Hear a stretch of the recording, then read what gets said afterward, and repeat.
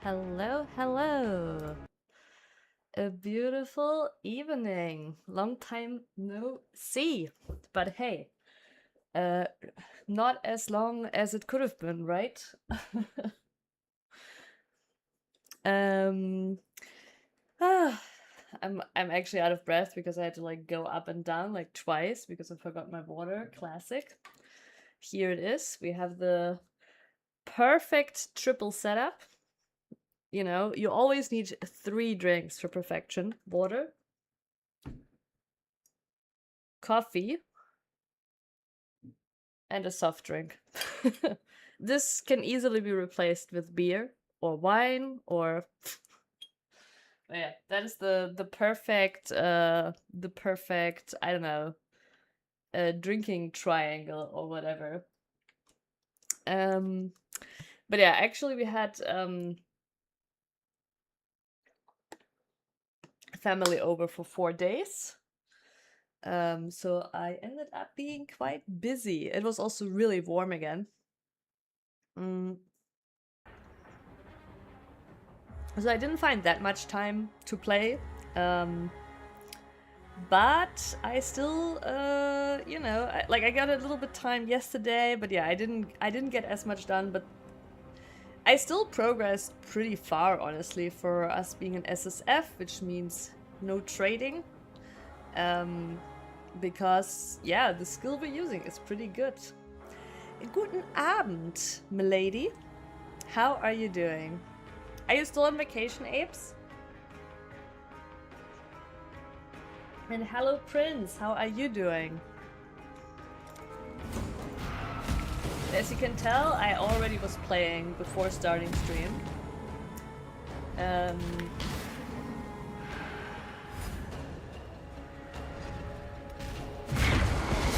vacation has sadly ended. So are you like this week back to work? That is very sad. Also, on another note, on a more technical note, we have more bitrate. I was able to up the bitrate from last time. So, could people tell me, are you still only getting 720p? Or are you in fact getting 1080p again as an option? Is source still 720p?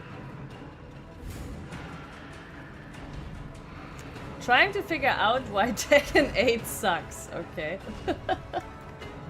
700p is still your highest option? That is sad news.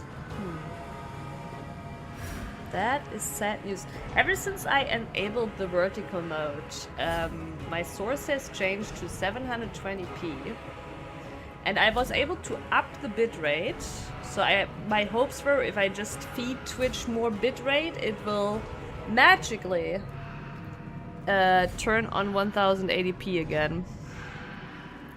And okay, when I like, does it at least look okay, or like, you know, do you get like pixelation when I use my skill?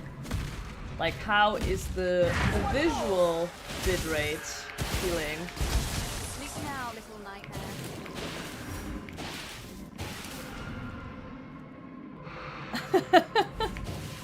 You put all say turn off steam relay. Okay, and Tekken 8 is still not running good.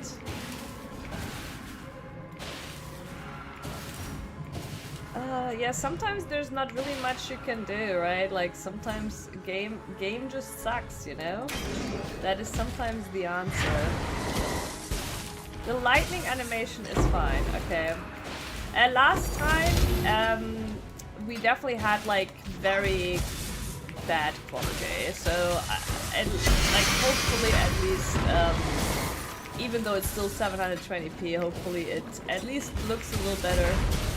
Since for every test I have to restart stream, the next test is happening on Saturday because I'm not streaming tomorrow. So we'll have it figured out by the end of 2026. With your help, Apes, by the end of 2026. And by then they add, next to vertical mode, they add a new classic retro horizontal mode that I can stream as well. Yeah, you know, restarts are generally a good thing. So much pressure.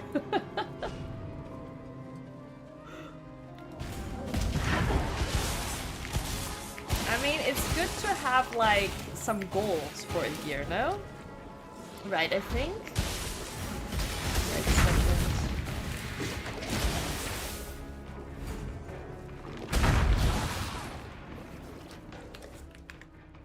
I thought I had... Okay, sorry. It's my power sigil of power. I cannot level it forever because...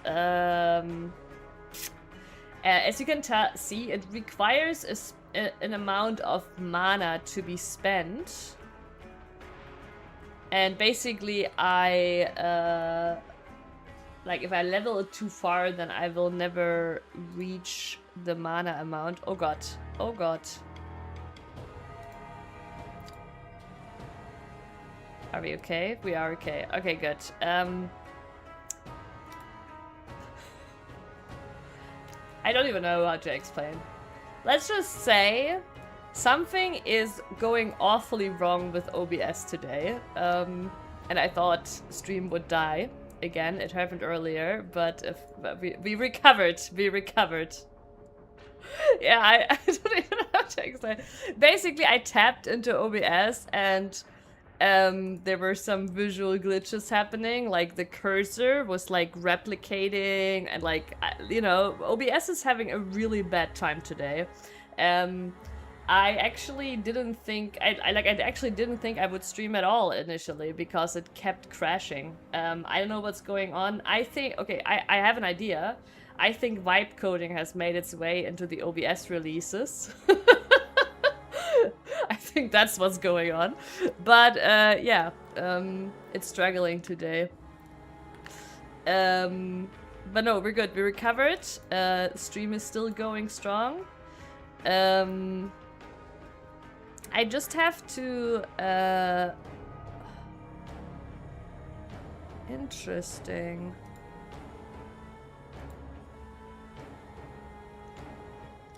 Wait. Oh! Yeah, of course. Okay, so here it shows 196 mana. But here it shows 274 mana. I almost got tricked because... where is it actually? Here. It gets +4 leveled from, so yeah. But yeah, the number here is wrong basically. So yeah, we're not leveling. We're not leveling it any further. Okay, cool.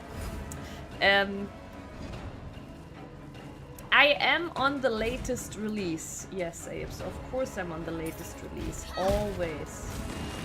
Everything to delay stream start. You know, whenever I open OBS and it says, do you wanna stream later? I say yes, I wanna stream later. That's how much I love you guys.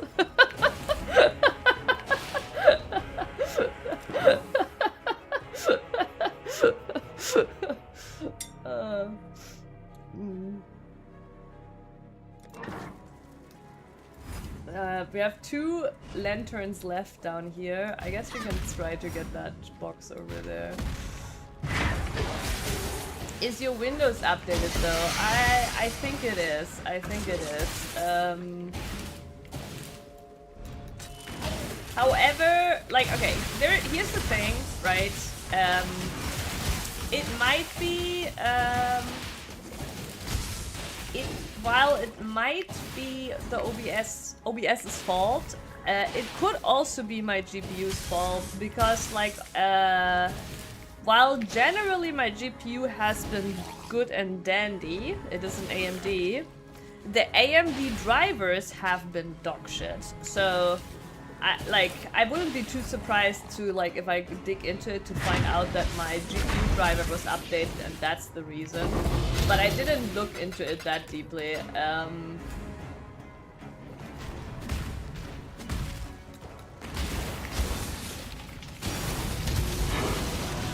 I was about to say, why do I even click this chest? It's not gonna open anyways unless we stand here for like a long time, I guess. We can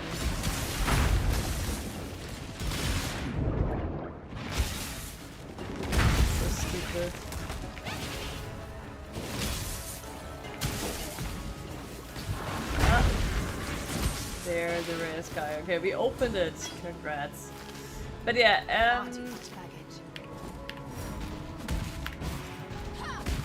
I'm gonna call Bill Gates and I ask if your PC is up to date. We'll just go with it. Sorry. But yeah,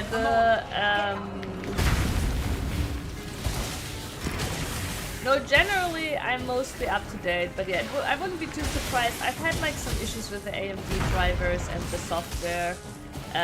Like so far, ever since I had this computer, like I think I had to like fully like reset drivers, uninstall everything around GPU like 4 or 5 times. Because like, I don't know, sometimes like at some points, the software basically stops working. And it's like, oh, I don't recognize this GPU anymore. Or no, it's not like even it doesn't, it's just saying like, oh, this is the wrong software version or whatever. And then I have to like completely uninstall drivers to reinstall it. I don't know, like this has happened like 4 times or so.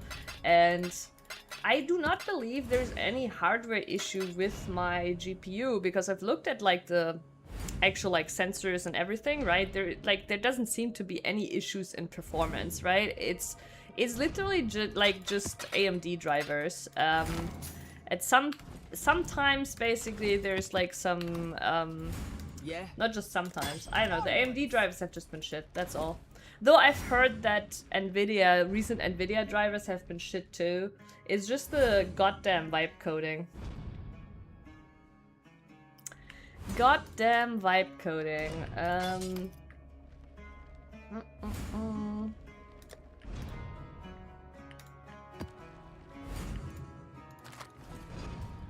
Yeah? Also, the reason I'm streaming today, you know, you might think my reason for streaming today is just to hang out with you guys, but actually I'm planning to abuse some streamer luck, which surely is gonna come my way to build my new weapon. Yes, Sleepy, because I don't know if you saw, wait, here. Can actually show here. I tried streaming, right? And like, I didn't think it would like, it looked for a while like I wasn't gonna stream today, okay? And, yeah, my guess is that vibe coding has gotten into, it's found its way into the OBS source. But yeah, Sleepy, how have you been doing? I saw that you have still played, that you're still enjoying the game. Do you feel a little bit less overwhelmed now? Nothing expensive as poor infrastructure. I got no vibes, ergo I can't code. That is true. You gotta learn how to vibe with the AI. You lucky motherfucker. I wish I was sick and could play all day.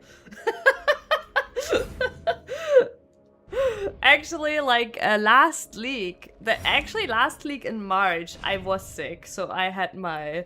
But honestly, I was so sick. Like I was actually so sick. Like I had like a flu that was like I was sick for like legit 3 weeks, and like for 1 week, legit, I thought I might die because I had like I've never had it before, but I had so much fluid in my throat that I felt constantly like I was drowning. It was horrible. Like I literally felt like I was drowning constantly. Yeah, there is like a degree of sick that is not fun for sure. So all right. Okay, boring. Ooh, I don't think I have that one yet. Wait, did they change this one? I feel like they changed this. Didn't this used to have like a... Was it always Spectre? Well, whatever. It's not interesting for my build, but...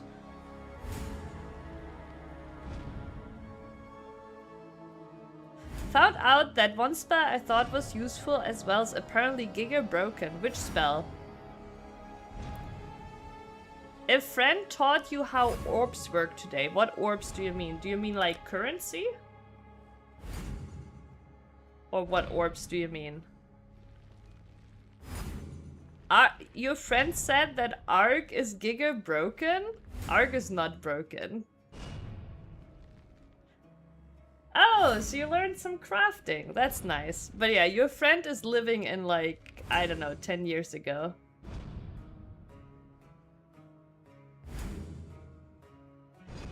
I was watching a pre-recorded training video about AI for work, and the trainer had a coughing fit, and I find hilarious that they didn't cut that out. That is hilarious.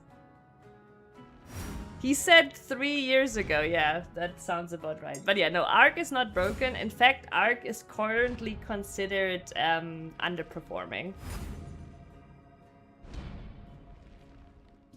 But it's okay.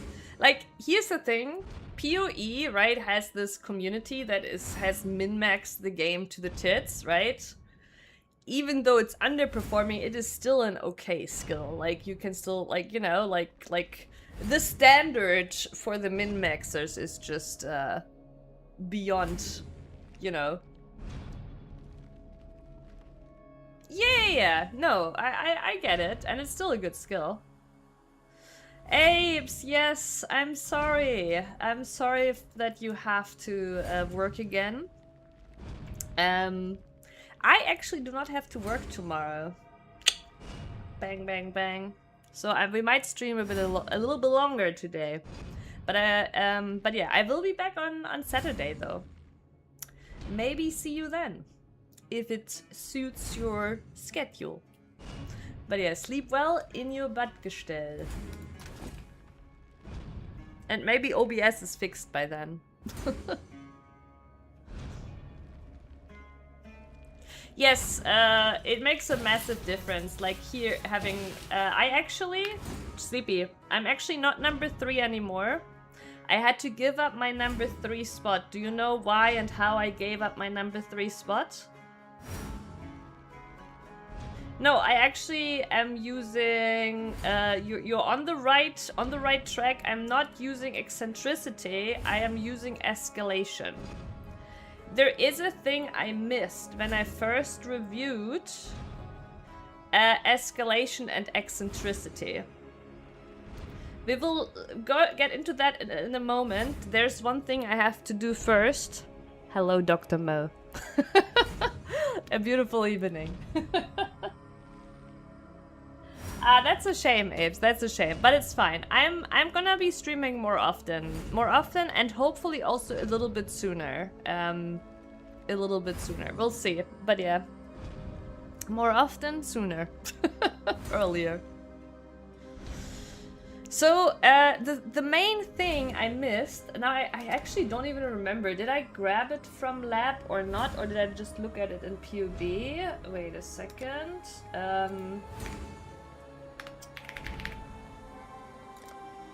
Yeah, I think actually I did, or wait. Hype. Tendrils. No, here's my normal tendrils. Oh yeah, look, by the way, here, right, you can see I actually successfully corrupted this one to level 21. Yeah, Sleepy, this is what the pay-to-win stashes look like. This is years of playing.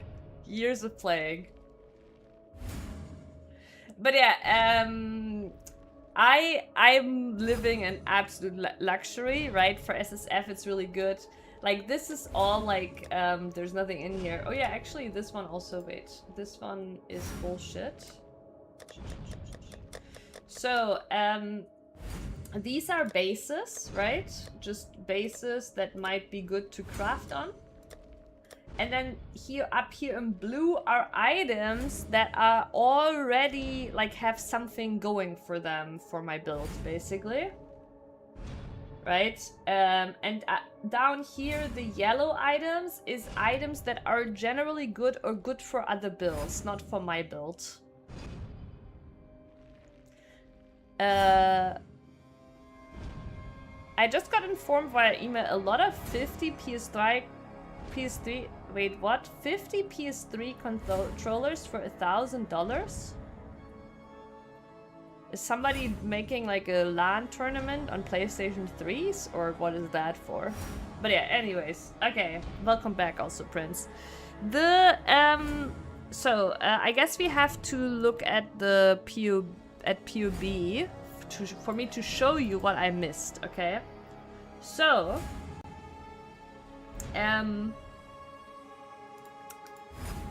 here is my Lightning Tendrils of escalation, right?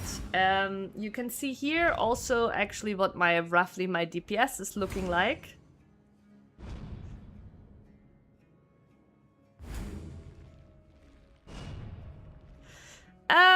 I mean, Sleepy, okay, wait, before, like, you do know there's specialized tabs, right?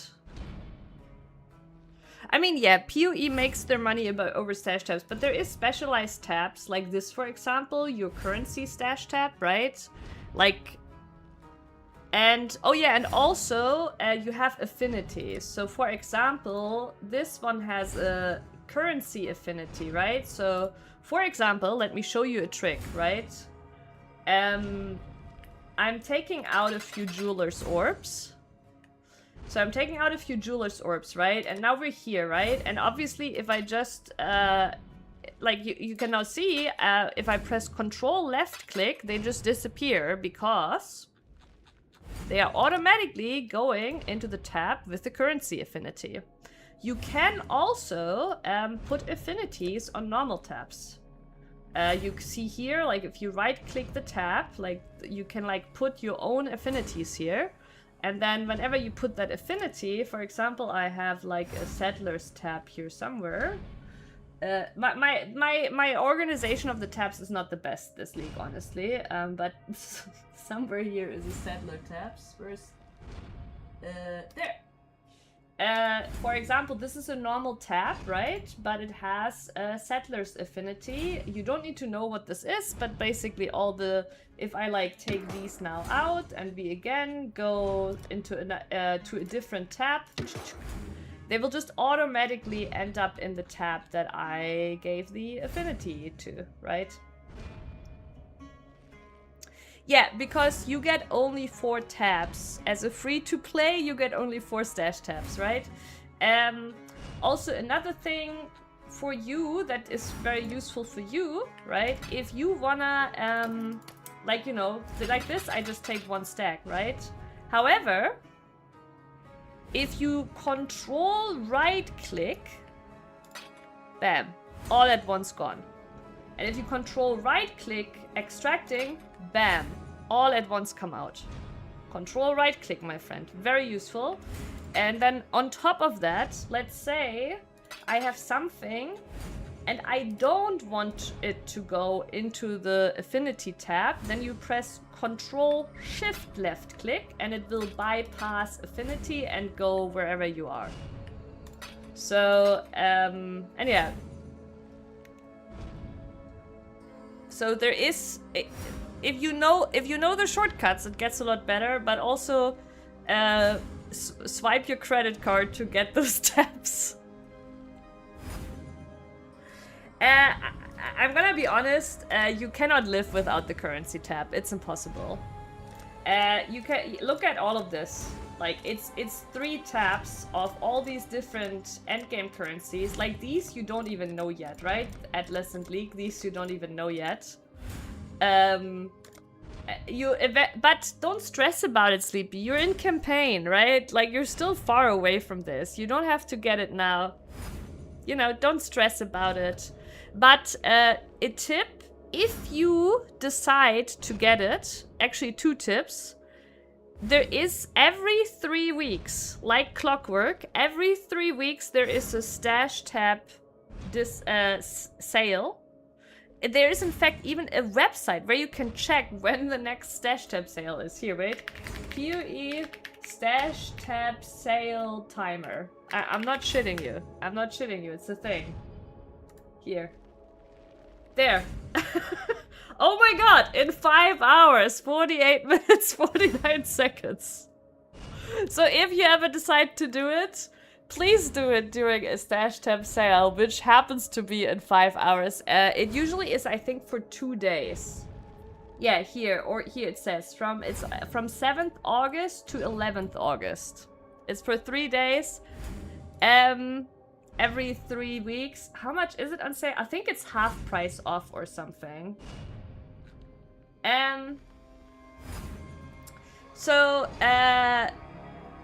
Yeah, I don't remember, but I think they are half price off. But also, on top of that, there is a PoE starter bundle. And I think you might have to... Yeah, the First Blood starter pack. Let's see if we can find it. Let's see if we can find it, because that one is like very cheap too and has like a lot of... Obviously, I wouldn't be able to get it anymore. Where the fuck is the... There. Okay. So, let's see. I might not be even able to find it, right? Because I wouldn't be able to get it anymore. Is it under specials? Okay, wait. Let's... First Blood. Okay. Bundles. It should be under bundles, but I might just not be able to see it because I'm not eligible to buy it anymore. But it's basically every player. I did get it too. Like, if you basically didn't buy anything yet, you can get it. Okay, wait. So... Yeah, the first is a supporter pack that was introduced. It is still available, but limited to 1 per account. And, okay, I think it's €15. Here it says $20, but I think it's €15. And you get like a... Wait, or is it that one? Only 1 stash tab? That doesn't sound right. I had like a bundle with...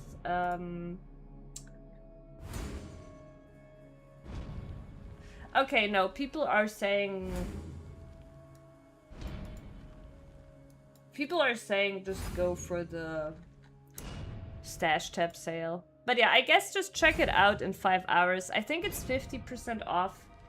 I guess the starter pack also comes with coins. So if we go into the stash tabs, right? They're right now, a premium stash tab is 40, and I think when it's on sale, it's 20. I think it's half. So if you get 200 coins with the starter bundle, you can technically buy 10 of these. These are bundles. These have multiples, so... You can see here you save a little for getting 6 at once. The currency stash tab is a little bit more expensive for 75, but again, I think it's all half price during the sale in 5 hours. But yeah. I guess you can take a look then. Yeah. Onwards.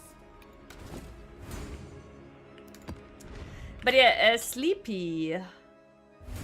People probably want to... Okay, Prince, but how do you capitalize with 50 PS3 controllers? Like, where and how do you capitalize? I know this reply is coming late, but...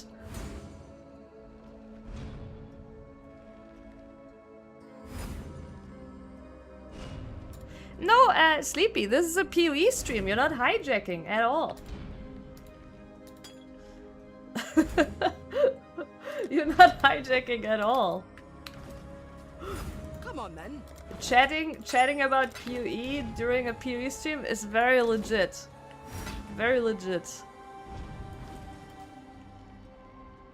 What do you mean by there are a mechanic? Do you think they're complicated?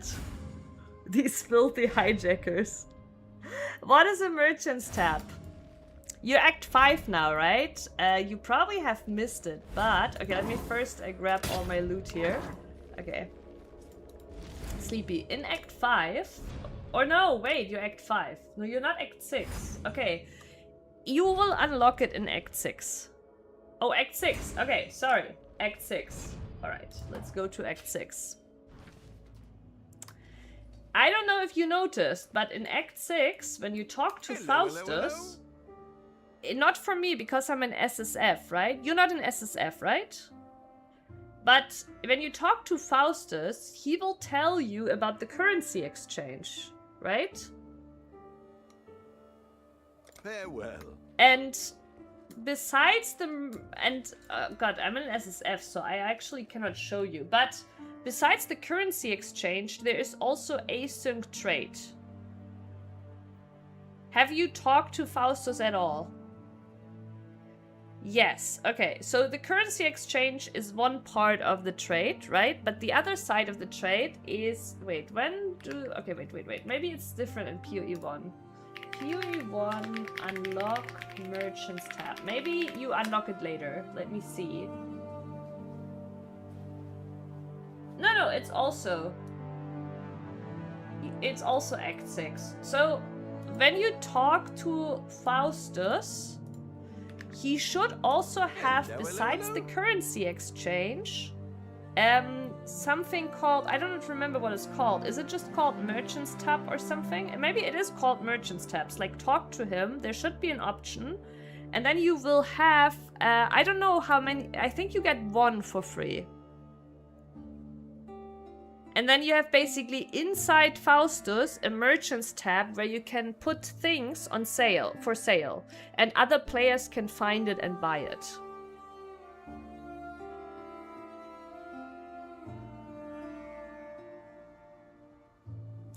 You haven't felt a stutter yet. Congrats. Dr. Mo, when are you starting to play PoE? How many promo streams do I have to run to convert my whole viewership? Yes, it's very useful. It's actually the only way you should trade. It used to be that you had to always go to the players and trade in person. Now, when I'm in trade, I only trade async. Like, I think 90% do. And in fact, if you don't trade async, you are risking getting scammed. You speak in weird tongues. Neither the time nor the place. Maybe you should ask ChatGPT.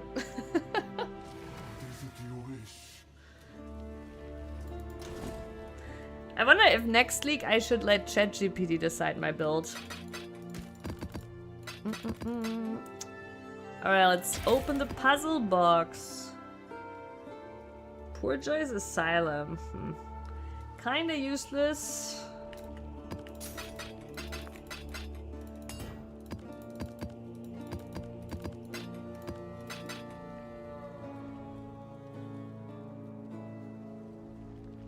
Yes! ChatGPT build would go hard. Okay, yeah, right. Good that you remind me. So, okay, we see our Lightning Tendrils of Escalation here, right? And in fact, we can actually go here and compare right away. Like, if I don't make any changes to my build, you can see that both Lightning Tendrils and Lightning Tendrils of Eccentricity are less damage. This is path of building, by the way. I'm not... You don't have to get into this, but this is the tool if you want to see the real numbers, right? And... Only from Labyrinth, yes. You have to keep doing Labyrinth. You can see here in my offhand, I'm always leveling some gems. Oh, yeah, wait, here it is. I have Eccentricity. Oh, and it's done level. Okay, I do actually have it. Then I can show you here. So, let's put them all next to each other, okay? Where's my other one? Bam. Okay, all three, right? All three options. Okay, maybe I shouldn't have put it right beneath chat, but okay, all three options, right, are here. And the main difference that you that I actually ignored, I was only reading like what the effects are of the pulses, right? Here's the normal Lightning Tendrils, which releases a stronger pulse every 3 pulses, and that stronger pulse crits. So every third cast, you crit, right? Pretty good. Now, escalation just gains a meter per channeling, but also the quality gives it maximum effect of shock, which is actually also a good factor. This is one part of the puzzle why it's good. While this one gets crit multi, also good, but not as good as maximum effect of shock, because shock is increased damage taken. And now we have Lightning Tendrils of Eccentricity every 5th pulse. So it's basically more hits, you need a lot of cast speed, but you get 500% more damage with hits and ailments on that 5th pulse, right? However, one big thing is if you read above, right, the lines, it says cast time, critical strike chance, and effectiveness of added damage. And this eccentricity, Lightning Tendrils of Eccentricity, has shit effectiveness of added damage. It only has 85%. And Lightning Tendrils of Escalation has 370% effectiveness of added damage. You might be wondering what that actually means or refers to, but basically whenever you have modifiers that are like flat added damage, right? So for example here, when it says adds 5 to 190 lightning damage to spells, that is flat added damage, and that is the part that this percentage applies to. So when you use this gem, you only get 85% of that number, basically. But if you use escalation, you get 370%, which means escalation scales extremely well with flat added damage. And if you were to want to use eccentricity, you would have to invest instead in generic increases, crit multi. Flat added damage does not work well with it, and that is a little bit harder basically to do. I actually think eccentricity is meant to be good with ailments. For example, if you were to, like it says, you deal 500% more damage with hits and ailments, right? What if that hit wouldn't just shock, but it would ignite or poison, or, you know? If you actually get that 500% more damage onto an ailment, like a dot, I think that is where eccentricity would really shine. And there is ways where you can make your lightning damage ignite. So that is definitely possible. And I think there is basically an avenue here for an eccentricity ignite build. I think that's what you would use it for. And the normal lightning tendrils is just worse.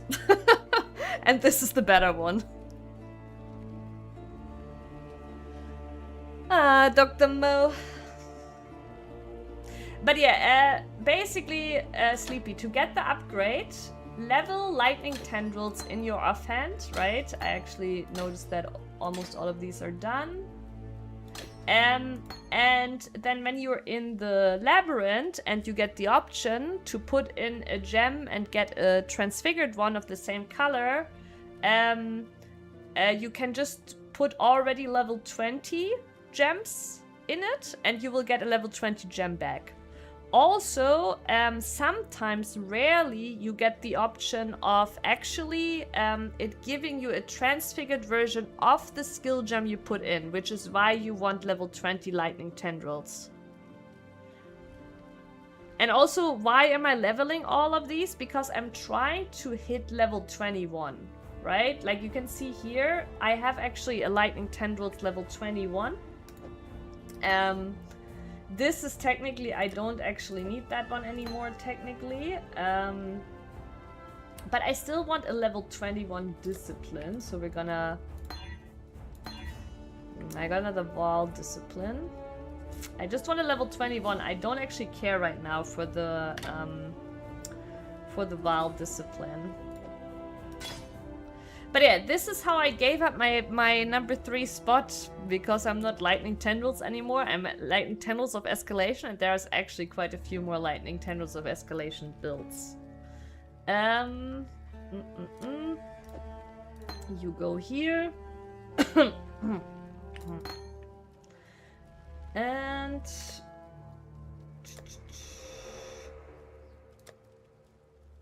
yeah, I also want a level 21 Assassin's Mark, but I want it to be full quality. Oh wait, we can actually full quality this.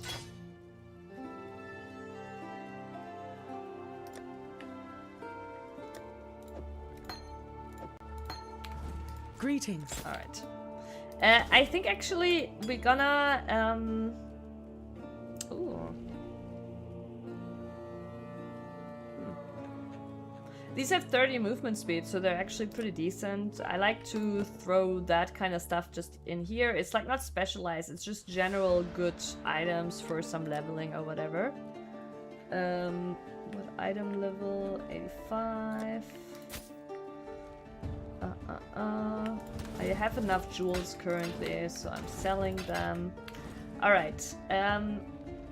The next little thing, Sleepy, that might be kind of interesting to you is a little bit of crafting. And I'm glad to hear that your friend explained to you. I actually kind of figured that you already were using the currency, right? Because it, like, if you read it, it actually says what it does. I'm sorry, that sounds so mean, but it's true. It's true. But I did tell you about the prefixes and suffixes, right? And the base way of understanding items is a magic item has 1 prefix and 1 suffix, and a rare item has 3 prefixes and 3 suffixes, right?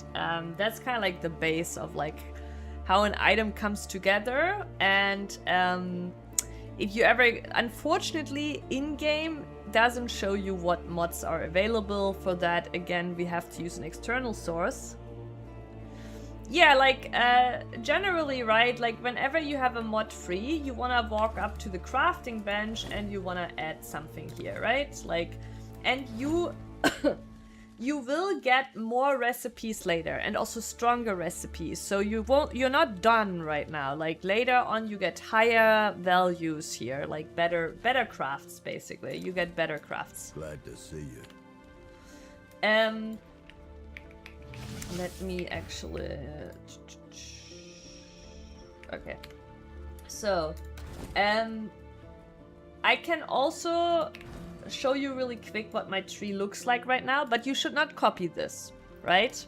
So, my tree is more defensive now, because I have reached higher end game and high damage to be able to sacrifice a lot of damage on the tree. Farming lab is useless until I'm level 90. You don't need to be level 90. You can farm, you can already get the transfigured gem. You can get the transfigured gem, I believe, honestly, in every lab. However, for the rare outcome, you probably need to do the 68 one. Oh, wait.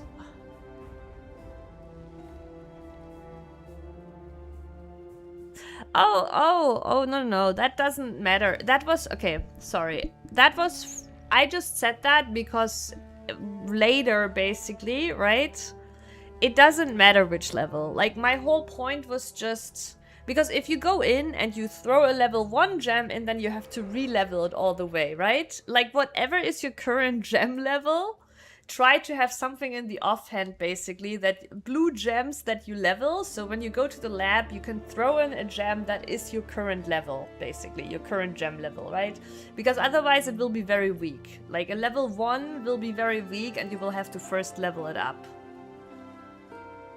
But it doesn't need to, like, if your gems aren't level 20 yet, then that's fine, right? Like, I was just speaking, like, from a, like, endgame perspective. Like, just level gems, and you can already farm it if you want to, right? However, the higher level labyrinths have rarer outcomes. But yeah, my tree has changed to go this way around, but this is because I have very much invested more in defenses, and I'm able to because I have a lot of damage now from items, right? So I would not recommend, I mean, you're also a witch, you're up here, right? You can kind of ignore this part here. This is all like, it's also specific to, I will show you something really quick. In my ascendancy, I have this one, right, which is for defenses. 25% of cold, lightning, and fist damage are all converted to fire damage. And because of this, I invest into fire max res. Like you can see here, I have like... But yeah, this is basically why I have like some stuff down here, which would not be interesting for you.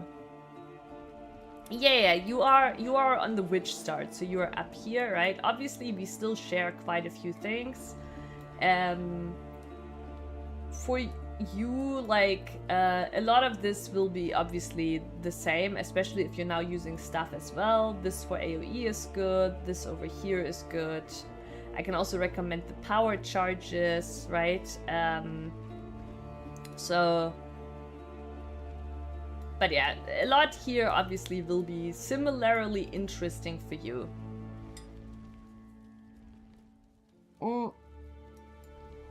Anyways, for the crafting bit, this is my current staff, which is not terrible, but it's actually amazing how far I've made it into the end game with this weapon. This weapon is actually pretty bad for where I'm at.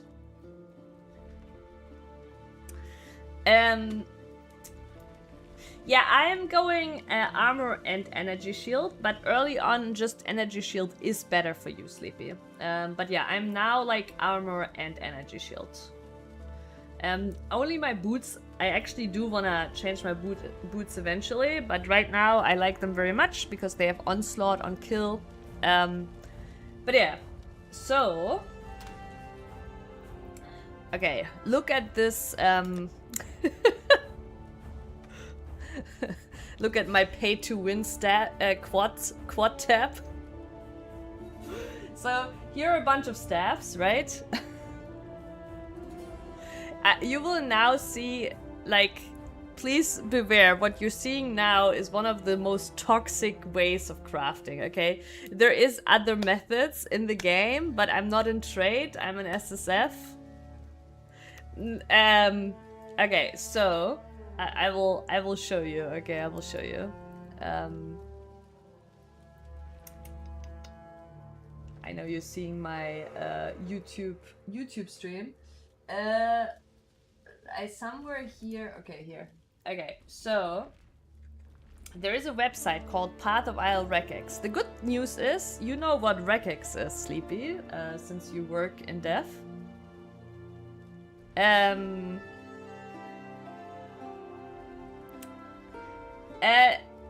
So no. What I'm doing is a bit different. I'm doing a recombinator craft, but basically what you can do here, right, is you can enter modifiers that you want on an item, right, and you get a regex. Right, so, and then I for example, so I want, these are the mods I want for my staff, right? I want +2 to level of all spell skill gems, +4 to level of all lightning spell skill gems, and then I want flat lightning damage to spells, right? That is the 3 mods I want. So I copied this regex, right? And, okay, something is wrong with this regex, clearly. Why?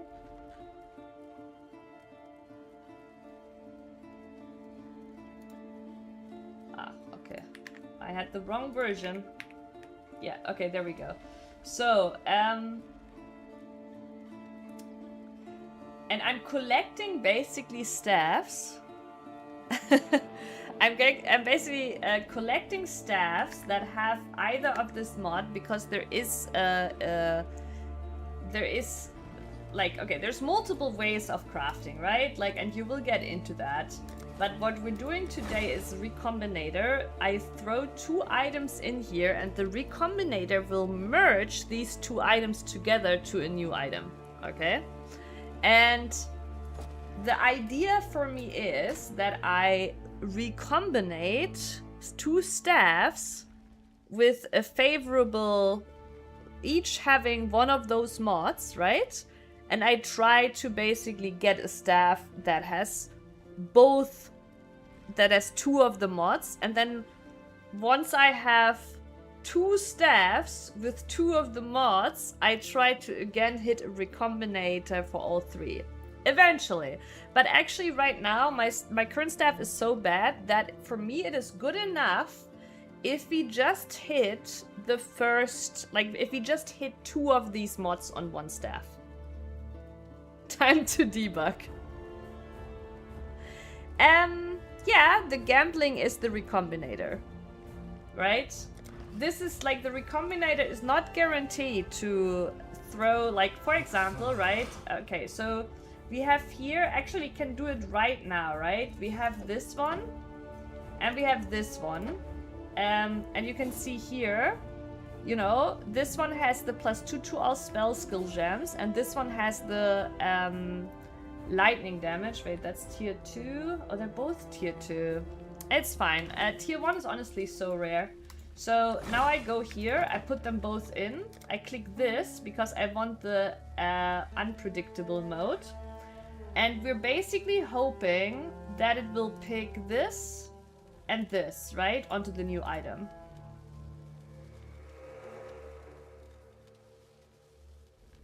Sleepy, you're like... Don't worry that you will do that a lot. No, you're like only like scratching the surface. You have like no idea.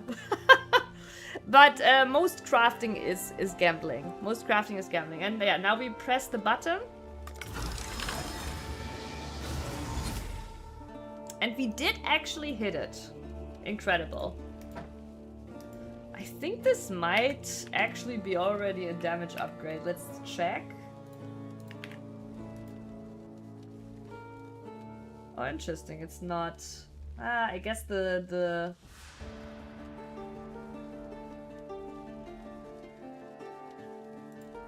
Okay, so... we're stashing this one. We're stashing this one. This is like 1 part.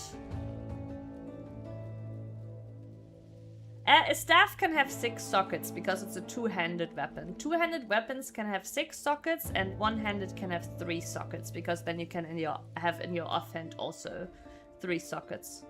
But all 2-handed weapons can have 6 sockets. So this one, I could add a socket to it. Right now I didn't need it, so I didn't do it. You will later, so you might wonder, oh, how do you add sockets? You will later get recipes here. You can just basically later put the sockets on any item that you want. So that's not really a concern. The socket number is not a concern because I can just put the sockets that I want on the item. Actually, let me put this here. What we really need to hit is the +4. But yeah, basically what we're doing now, right? We have all these staffs here that do not have a desirable mod. I'm grabbing a bunch of alterations, right? Which reforges it, right? And then all I do... I use alteration on all of the staffs, which re-rolls them, right?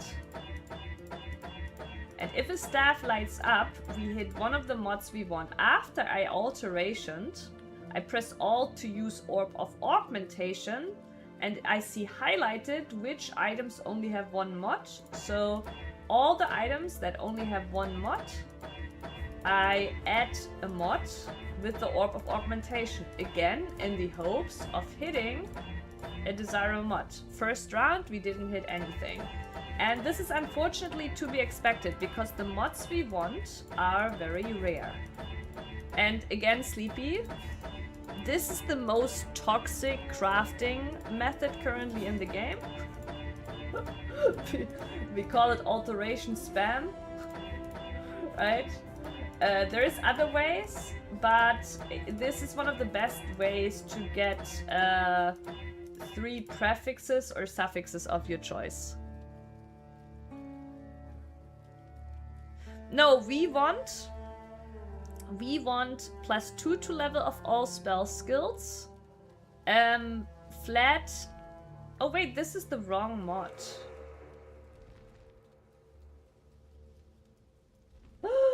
This is the wrong mod too. Oh my god. Wait, how did that happen? Did I click the wrong one? No, I did not. The regex is shit. No way, the regex is shit. Electrocuting.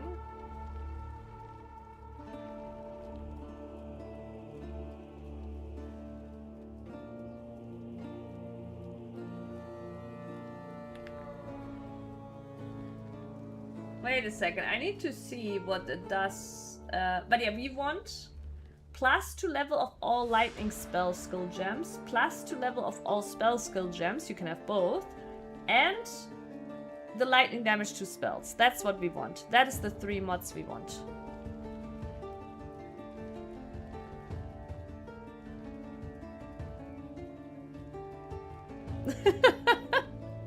But that's already what we're talking about, Prince. We're talking about PoE crafting.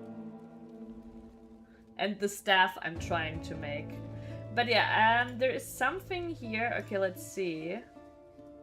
Yeah, it's wrong.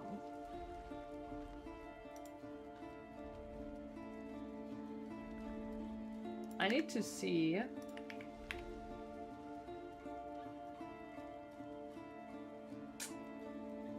Okay, the regex is wrong, and it screwed me over. Oh, that is fucking sad.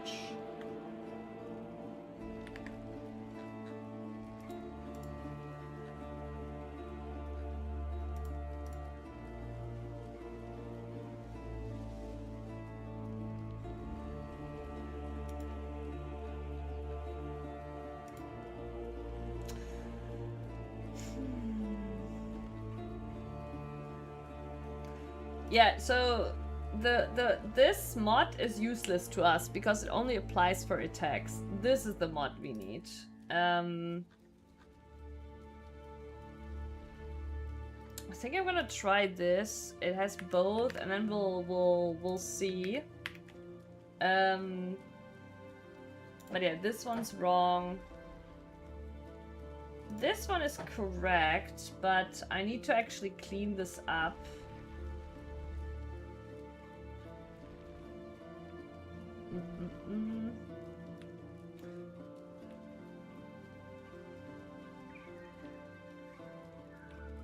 And now I need to clean this one up too. Unfortunate. Alright.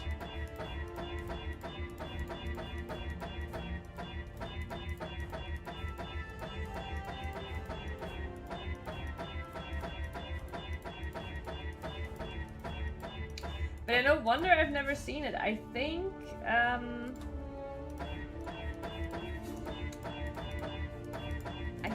we might have found a bug and we don't have a working regex for that much.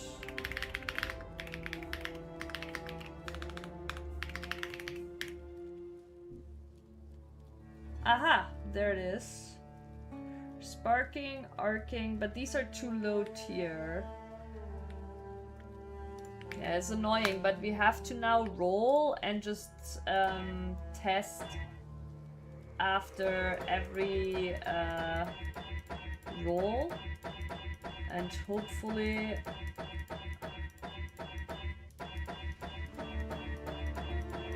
wait, I have an alternative idea, maybe?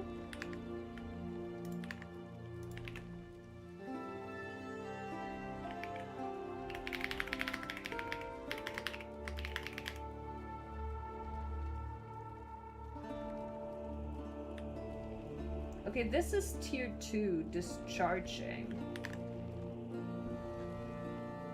I add tier 2, it does add discharging.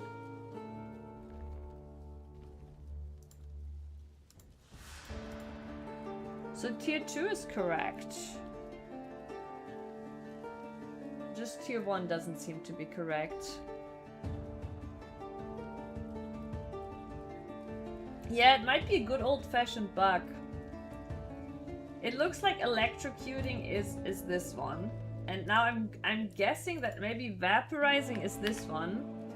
And I think we can actually check this by going to trade. Have you ever tried to trade, by the way?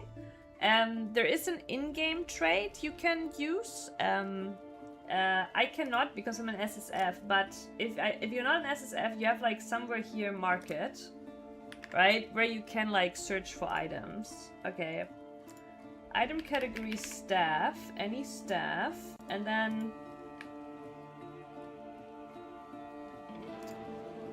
lightning damage to spells. And tier 1 is... Oh yeah, we want magic rarity to know what the name is. And then... Tier 1 is 405. I don't actually know if that works like that with the ranges. No. Okay, so this is tier 1 and it... Oh no, it is electrocuting. It is correct. Wait, so does that mean they are just both having the same name?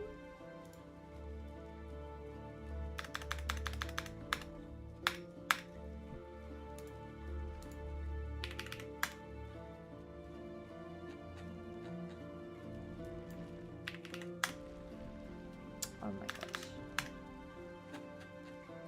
What do you mean there's no results?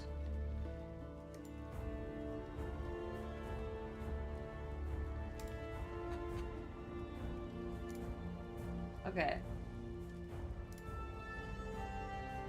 No, vaporizing. Huh? Am I like dumb? Wait, what's going on? It looks correct. It looks correct. What is going... Okay, so...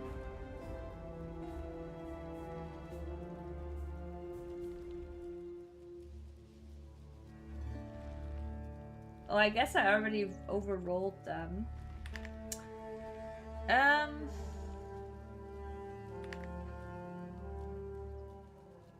Yeah, I don't know what was going on. It looks to be correct. Maybe I'm just bad at reading. Maybe I'll do a bot review later. I'm not even drunk. Okay. But I still would prefer tier 1. Okay, let's go. But yeah, have you kind of understood, Sleepy, the process here that I'm doing? So basically, I'm using this regex to roll staffs that have either one of those 3 mods that I want on my staff, right? And I use alterations and augmentations. I do not bother, however, to check like if the prefix is open. So I'm wasting some augmentations, but that's fine. I have more than enough augmentations. Now we hit something. You can see here, top left, we now hit something, and it is in fact our beloved tier 1 lightning damage to spells. I think I was over here. And once I have 2 of the mods that I'm looking for, I'm gonna throw them into the recombinator, hoping that it throws to get the 2 mods I want. Yeah, this is just for prefixes. This is just... You can do the same for suffixes, and you might wonder why is it like focused on prefixes or suffixes, right? Math.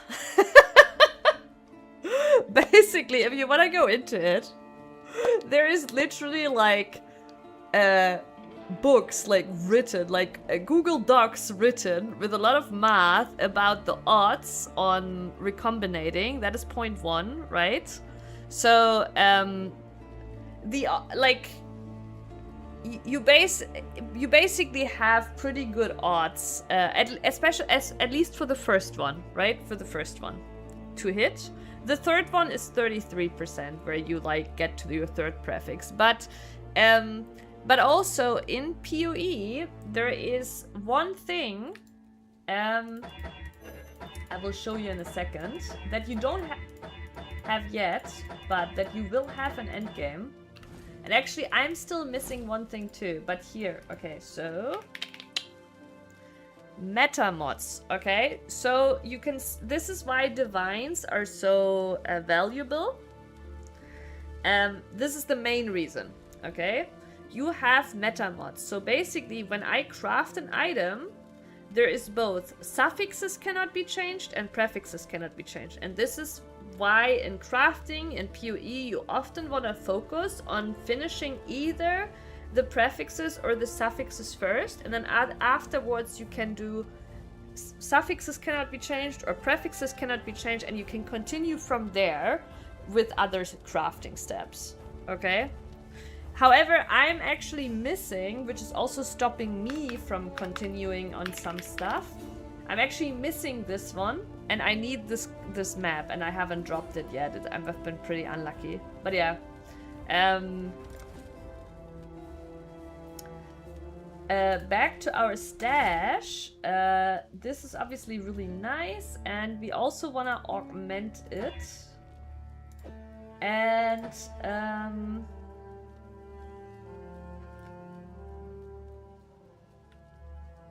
I can throw it with this one together. So the main idea is about this first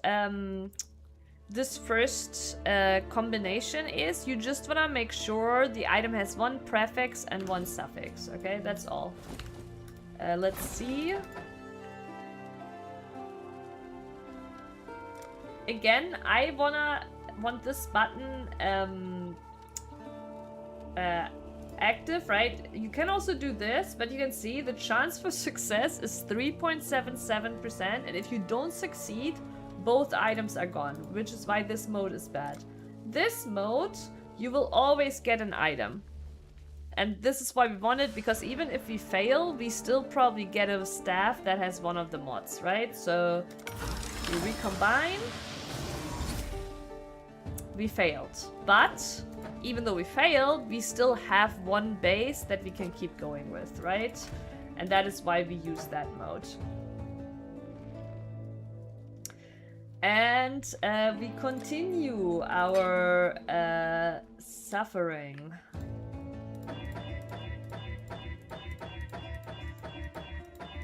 I have an idea, by the way, what happened. Maybe when I recombined, I failed, actually, but it happened to roll the other lightning damage, which tripped me up.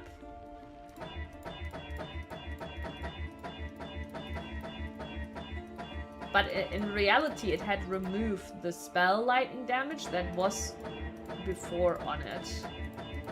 This also explains why the weapon was still so bad.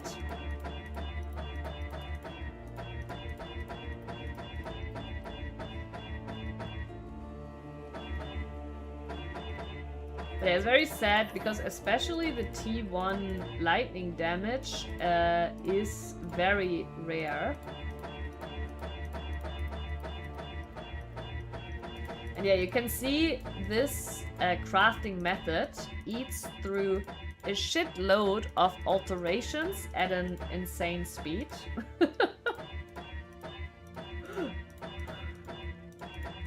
And it truly is the most toxic way, but it is one of the few deterministic ways to get 3 prefixes or suffixes if you're fine with the normal mods. What did we get here? Another spell skills.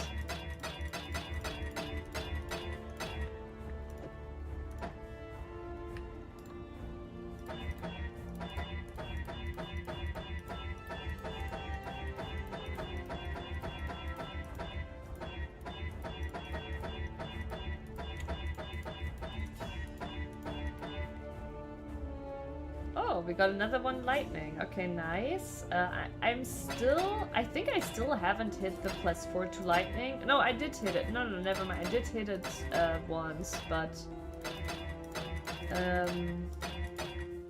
Okay, so we can try again. We can try again.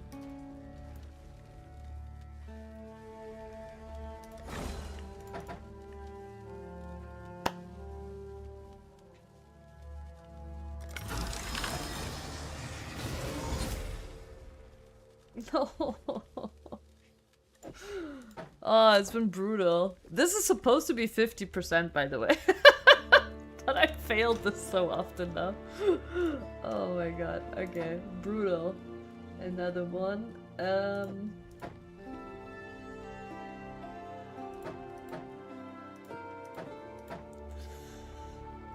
Alright.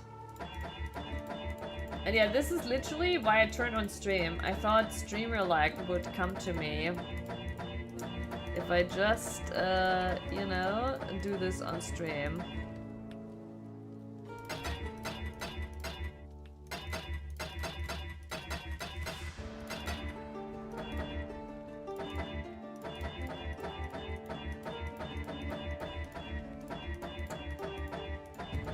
But also, Sleepy, if this looks like something you never want to do, you can. Especially when you play in trade. Like, not in SSF, but in trade, you can just decide to be someone who makes the currency and never crafts. That is totally fine, too. Nope, streamer lag doesn't come announced, unfortunately.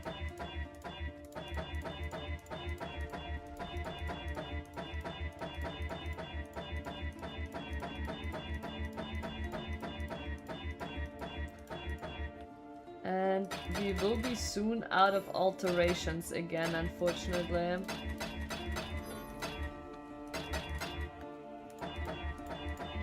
There is actually another staff I have lined up that would be an upgrade, but I cannot continue crafting it because it does not... Because I don't have the prefixes cannot be changed.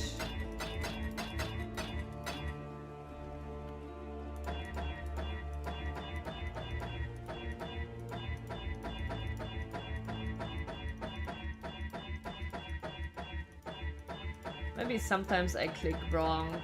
That is fine.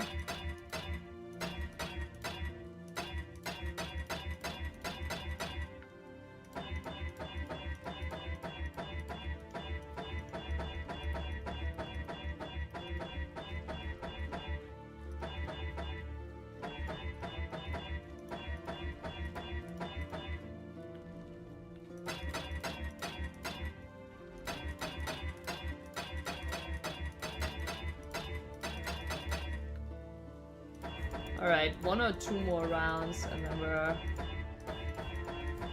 kept for now. I do not want to use all of my alterations. It is nice to have a few left.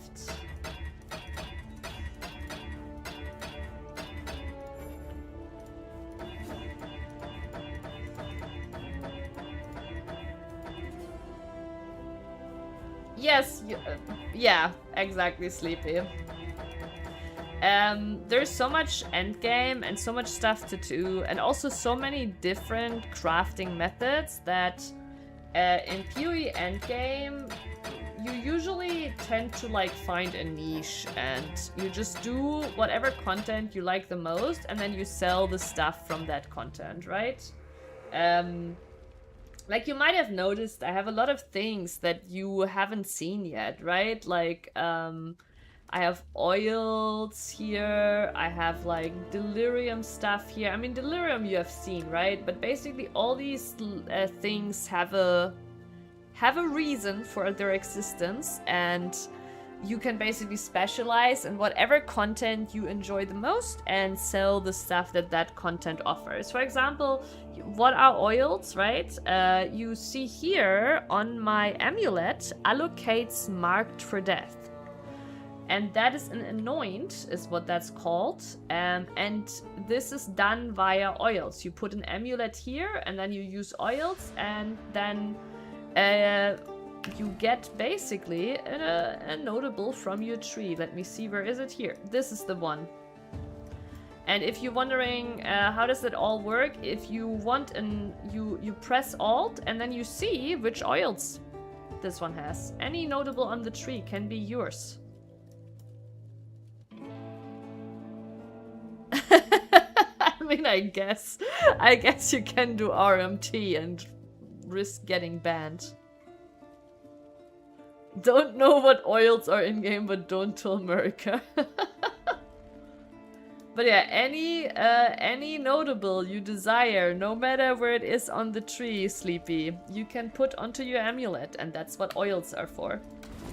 So yeah, all the different stuff has like almost every content has like something unique going for it. Or we earlier looked at tattoos, right? Actually, I should use some of these. Tattoos are very cool. Okay, I'm gonna blow your mind here, Sleepy, okay? Are you ready for your mind to be blown? What are tattoos? So, this is a small intelligence tattoo. And it says here, killing blows have a 40% chance to consume corpses to recover 10% of maximum life. That's just a like nice survival thing, right? And what you can do with that is you apply it to a node on your tree. Bam. And now this node no longer gives me intelligence, but instead it gives me killing blows have a 4% chance to consume corpses to recover 10% of maximum life. That's what tattoos are. Very cool thing indeed as well. So yeah, I actually need to apply a few of those. I haven't done that yet. But yeah, there's basically a bunch of things to customize your build even further in like a bunch of different content.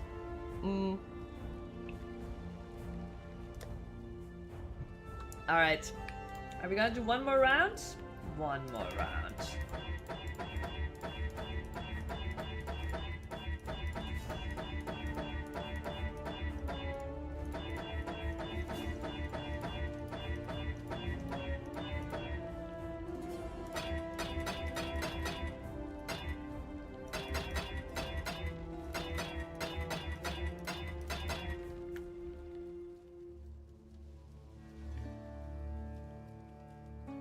Oh, it's very decent, Sleepy. It is actually very decent, but you need a lot of energy shield investment for it. Like, it's a very decent high-end thing to do, yes. Because, so chaos resistance is harder to get, right? Because generally chaos resistance modifiers are smaller. Like you can see here, the 27% chaos res is a tier 2. Right? While the fire resistance is a tier 2 fire. So elemental resistance mods are always higher. Chaos resistance modifiers are lower, right? So chaos resistance is a lot harder to cap than the other resistances. CI is actually incredibly strong. It just allows you to ignore a lot in the game, honestly, right? But for CI, for you to use, like, it's generally something people only use very late because you need a lot of energy shield before you can actually use it, right? You also need very decent energy shield recovery. Like, you don't want to go CI, like, this is what we call it, right? We don't want to go CI without having any, like, leech and, like, you know, some, like, very decent recovery on your energy shield. But yeah, it's really good, but it's usually something that you only pick up at endgame, because you need so much energy shield for it to work out. Okay, I just wanted to show you. I wonder. I guess it's probably.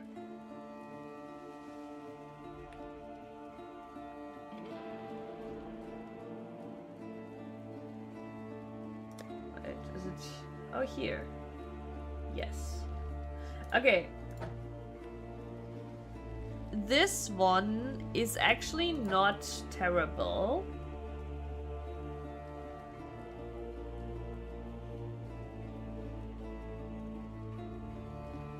And I had a plan for it.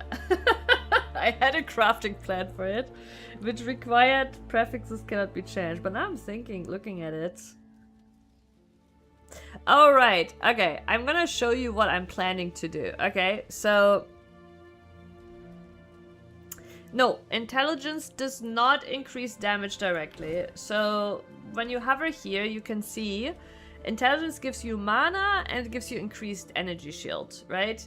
And mana, like, can be damage for some things. So, for example, like, it's mainly Archmage. If you use Archmage, Archmage gives you damage based off your mana. But, no, it doesn't give you directly damage. But the only one that does is Strength, but only for melee skills, melee attack skills. But yeah, I mean, the increased energy shield is still okay, right? Like, it's still not bad. And it was actually recently nerfed. But yeah, it's... if you don't have, like, some specific scaling, you usually just look out, like, what you need for your items, right? And then the rest you just use tattoos, like this one, right? Like, you just get rid of it. Unless you have some specific scaling for it. And there is builds that are attribute stacking, right? Right, so this item here, okay, I can show you something about the meta crafting. So these three mods are actually all decent, right? And if I were to get +2 level of lightning skills on this, it would beat my current staff, okay? So how can I do that? We look at the item and we see it has, sorry, that's where my, it has 2 prefixes and it has a suffix, right? And the lightning damage levels, the lightning spell skill levels is a prefix, right? And there is actually here on the Hardycraft station, so, there is also here, add a new lightning modifier and remove another random modifier from a non-influenced item. You don't have to worry right now about what influence is, right? But basically, if I were to use this, then maybe I could get lightning spells levels on it, right? That's kind of the idea. However, to go into it a little bit. Wait, actually we can do the following. Import item, import. Yes. Okay, so, where is it? Okay, we can here, this is Craft of Exile, where we can look at all the mods, right? And I can here now check, okay, what are lightning skills, right? Because this is what we would augment. And we can see here,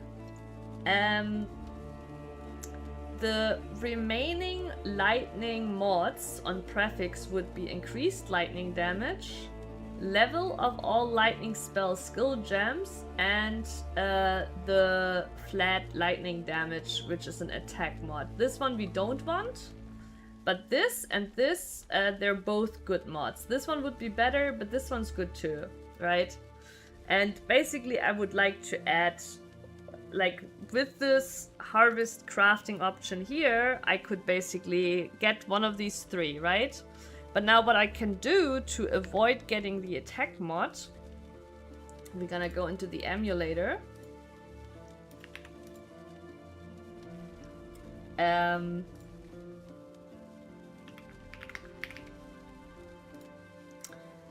This is a crafting bench mod that you don't have yet, but, you know, can have up to 3 crafted modifiers. And then we do prefixes cannot be changed, because we don't want the like it says here, it will remove another random modifier, but we don't want our prefix to be removed, right? So we just do prefixes cannot be changed, and now for the last trick, we're gonna do cannot roll attack modifiers.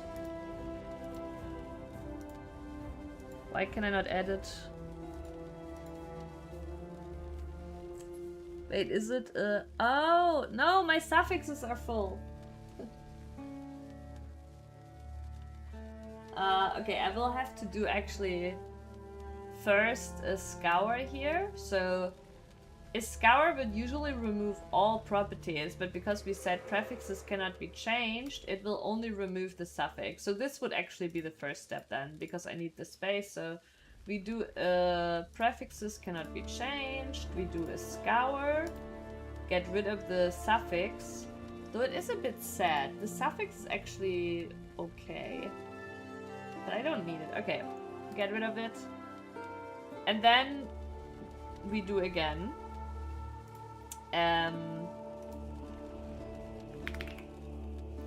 Can have up to 3 crafted modifiers. Cannot roll attack modifiers. And prefixes cannot be changed. Now we have space. We have space for 3 suffixes, all 3 applied. And with this, we make sure we cannot get the attack lightning damage, and it cannot remove one of our prefixes. And now we go into, where is it? Harvest crafting, add remove, lightning, and we can now test it, right? And you can see here, we got a tier 4 increased lightning damage. Not bad, not bad. We will, you know, here we got a +3 plus lightning, you know, but yeah, you can see that now we will only get one of those 2 because the other is an attack, right? And we might even keep the prefixes cannot be changed, which will allow us to do another craft right after, which could be, in this case now we could do a crit reforge, because we want actually a crit suffix, and we hope for crit multi. We did get crit multi, right? Like, unfortunately it did fill up our suffixes, unlucky.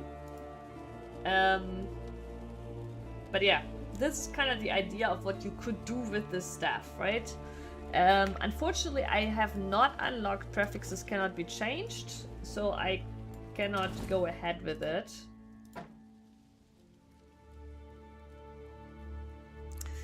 But yeah, this is like a little bit of an insight into how you use these meta mods. To force some outcomes on the otherwise Gamba crafting. Okay, unfortunately, okay, wait, how much alterations do we have left? Okay, 239. Fine. Let's do one last round, okay? One last round.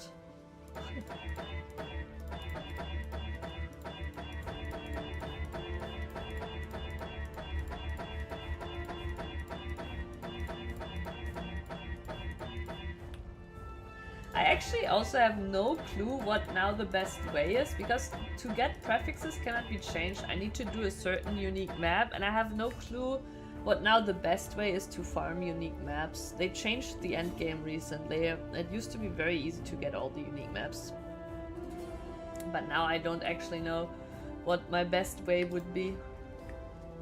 Menu gaming much? Yeah, we're just yeah, the thing is, I'm doing fine with the build, but to really get to the higher content, I'm at a point right now where I need a better weapon, right? It's just what it is, right? I'm at a point, like, I can still farm, but I'm kind of locked out from, like, doing higher content just from, like, needing a better weapon.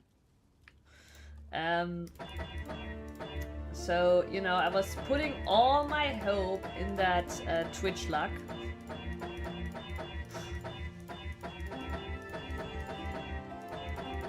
But it looks like I have to farm another 1,000 alterations.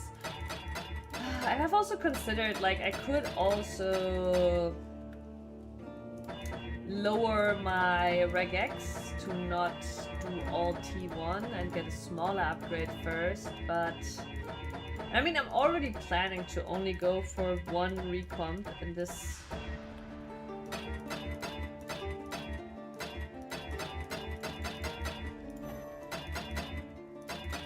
Alright, that's enough. We're now at under 100 alterations. Nope, we haven't. We have not been hitting really what we need to hit. I mean, okay, Sleepy, I'm playing SSF. SSF is extra grindy. You're not gonna do any of that, right? You're gonna open the market panel, you're gonna type in what you want, and then you're gonna go buy that thing, you know? That's how you're gonna do it. No, SSF is very grindy. But it's also kind of fun, like, seeing how far you can make it, right? Like, but it is definitely rough, especially when you're a new player, because there's so much to get into, right? But for me, having played for a long time, it is really fun to see, like, how far I make it in SSF, right? And trying to get to all, like, the high-end content and not being able to buy anything. But there's definitely things where I'm also like, oh my god, like something like, oh my god, I wish I was in trade so I didn't have to do this content right now, right? Like, no, SSF is very grindy.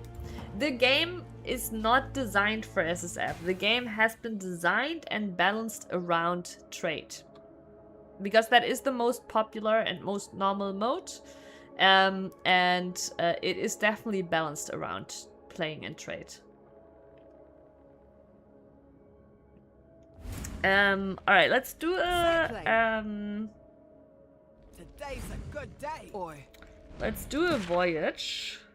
Have you done the league mechanic, Sleepy?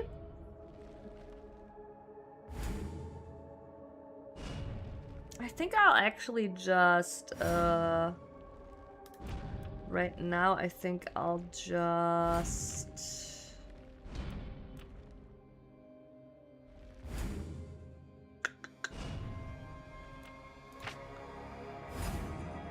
Treehugger, hello! Always stalling.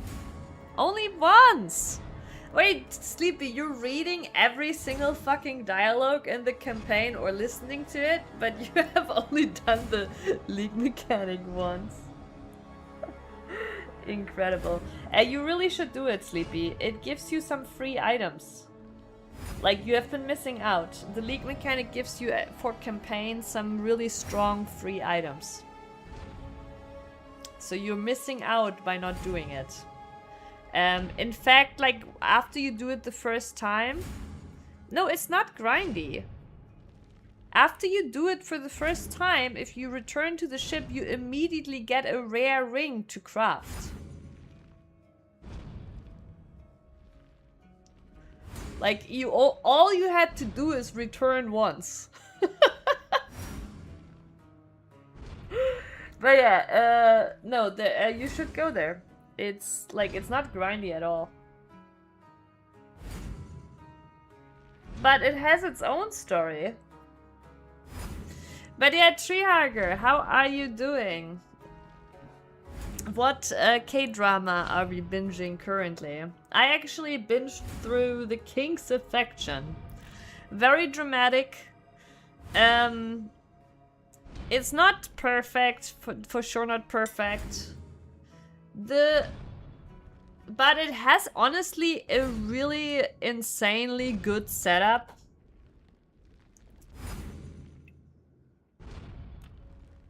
But it's also one of the dramas that would have worked better as an anime.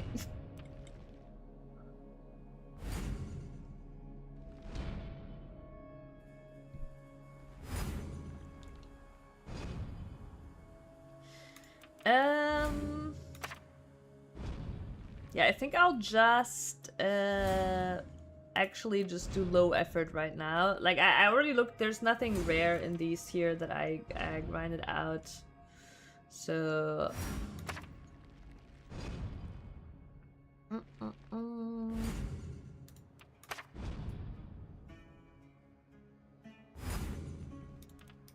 Maybe I think this- I'll do a layout like this today.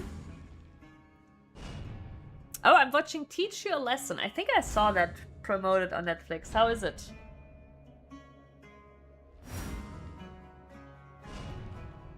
You sometimes go to the ship to get your maps out of the stash. Wait, what?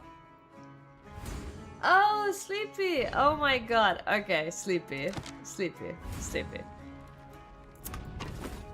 Do you see this little checkbox here? Click this checkbox. Once you click this checkbox... Look. Actually, I cannot show you because I don't have any right now. Once you click this checkbox, whenever you go to your stash, you just control left click like everything else and it will automatically end up in here. Here, affinity checkbox. By the way, every content like where you have like a separate box has a checkbox like this. Why is that not auto-enabled? Okay, this is because, and I think honestly, if you think about it, this would have happened to you too. It's because if it was auto-enabled, people would never find it. It would just disappear. People wouldn't even know the content exists. This would have happened to you too, right? Like, because all of a sudden your heist stuff is just disappearing, your league content is disappearing, Legion stuff, like everything, right? It's just like, where is it, right? Like, it's not like new players will just be confused. They're like, oh, I think I picked something up, but now it's gone, and like, you know, and then they will just completely forget about it. Yeah, Sleepy is on YouTube. But yeah, how is Teach You a Lesson? Oi. Alright,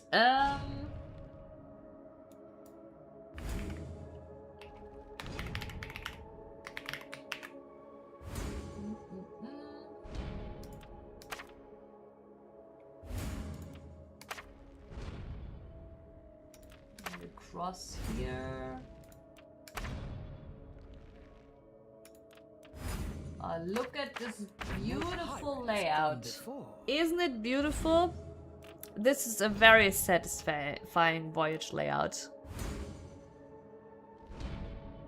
Juvenile Justice. I don't think I've watched that one. Wait, is Juvenile Justice the school one? Where they go like into the school with like the worst students? I don't get the layout thing either. They did something that will help you here. So this is like it's the only reason it matters, okay? Like generally it doesn't matter. The only thing that matters is it needs to be valid, right? Everything needs to be connected. And certain layouts will eat up more lamps, right? So you can basically optimize a layout to use less lamps. And for the thing, right, like... Maybe this will be the one. So it's basically, like, there is a lot of flexibility. It's basically just, like, it has to be valid, right? It has to be valid. And some layouts are... basically heavier on your lantern consumption, right? So they now added this actually, and you can see here, we're here. The boat is us, right? And I have my map really big. I like to play like this, but you can see here, it does go up here and then it does go to the right. Like the layout does, but it's like kind of like diagonal, right? So you might not immediately recognize it, but you do actually get the layout that you put down, right?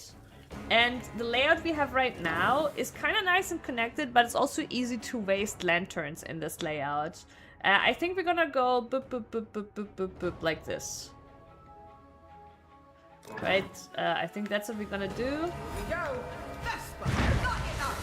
And another thing here, like whenever you see a light like this, it means there's something valuable in that direction, right? And we can see, oh, something moved. Nice. right? And now the light is shining there, so something valuable is over here. And we can see there's a chest here, and there's also some buffs we're getting. Now we can check, it's still shining that light because there is more, even more here.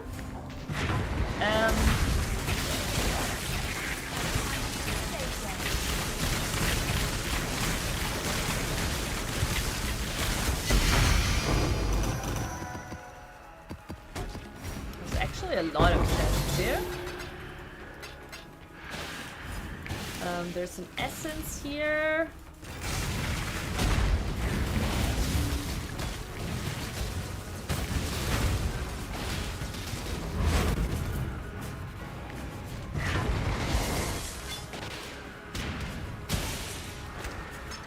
Right, now that we've removed that, we can see, oh, it's pointing that way. Sometimes it's also not pointing anyway if nothing is close by, right? But as long as something is close by, I will follow that. And then there's these little lanterns to collect too. Oh yeah, it's still pointing that direction. And if you're wondering what's going up with me, I'm on a little, don't worry about it. Let's just say I'm very OP right now.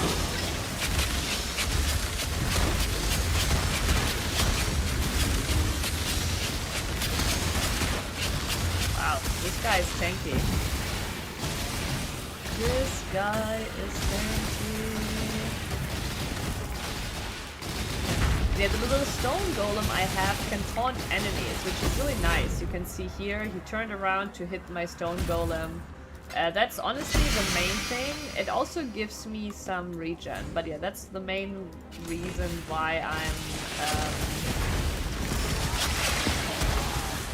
running the stone golem.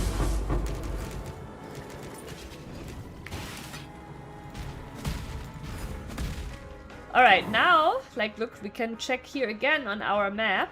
We're here now, right? We've moved to the next quarter. So this is kind of like how you can keep track where you are. Initially, they didn't have this, so it was a lot more confusing figuring out where you were and what layout you had.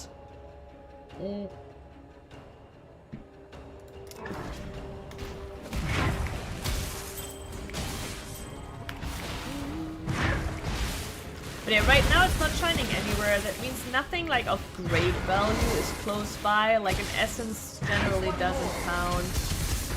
Oh my god, okay, that's a little bit scary here. Now the thing is shining again, and it's because of this here over here probably. Or maybe, I don't know. No, okay, we still have shining.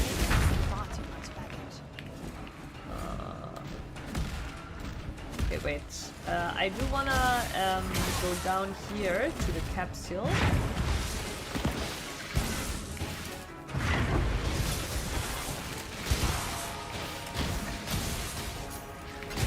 So we can use the capsule here to send up what we have right now. Our inventory is surprisingly full already.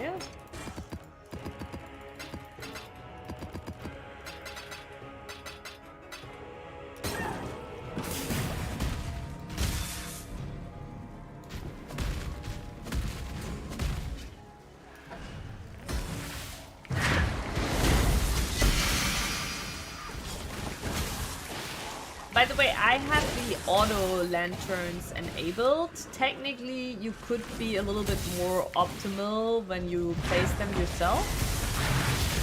You can enable them talking to the lady, but I prefer them just to come down. But there is definitely situations where it would be better.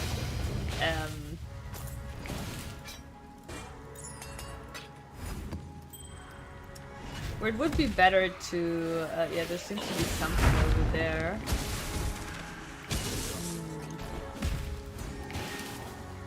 I think we're gonna go up here.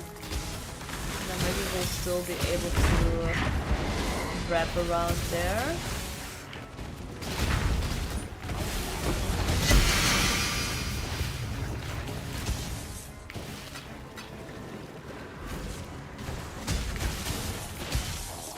But yeah, I mean, I get that, like, I'm not saying, Sleepy, you should do this a lot during campaign. I wouldn't either, but, like, at least, like, do the initial progression, because they do actually, oh my god. They do actually give you, oh my god, okay, this is scary. Okay, this is very scary right now. Oh god.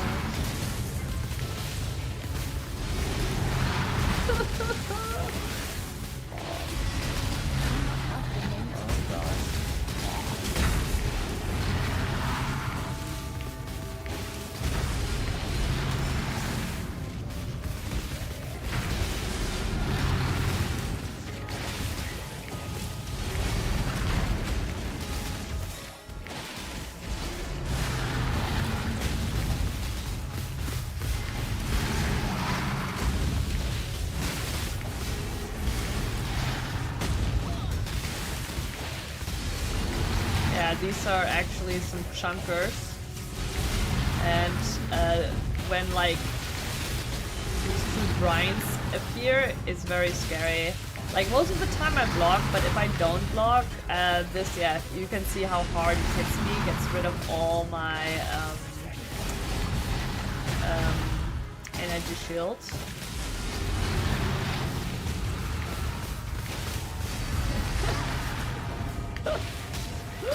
Oh my god, this is gonna take forever.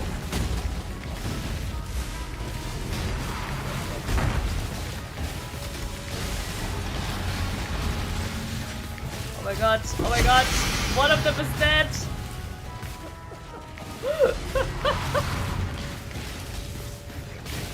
Sleepy, no campaign boss is as hard as these rares. Oh my god, we did it. Crazy.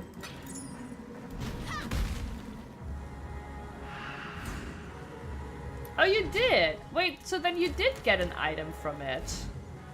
Oh, they added a new card for this. Oh, that's cool. So, then you did get an item from it. Like, do you not remember? Like, it should have made you craft a ring, right? In the thing, in the ship, in the bottom of the ship. Okay, I see. Oh no, then you're good. Then you're definitely good. Oh my god.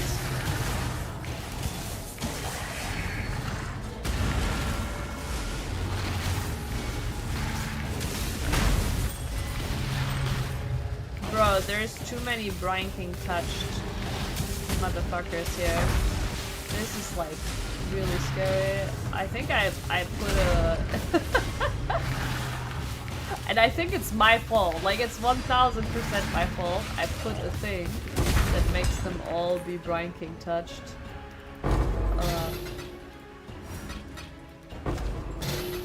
I just wanted a chill little voyage. Wait, but we are now, yeah, we're now here, so now we're gonna go up here, and then we go left around, and then right around.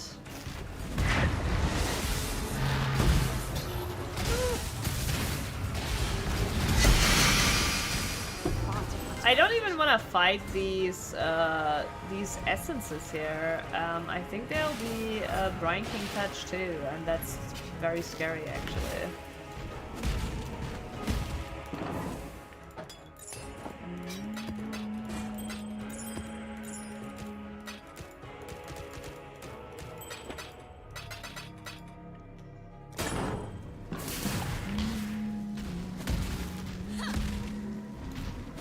The ring was shit? Really? Unlucky, I guess. All 4 options were shit. Or do you only get 2 options at that? Oh my god, I'm scared. Let's do it.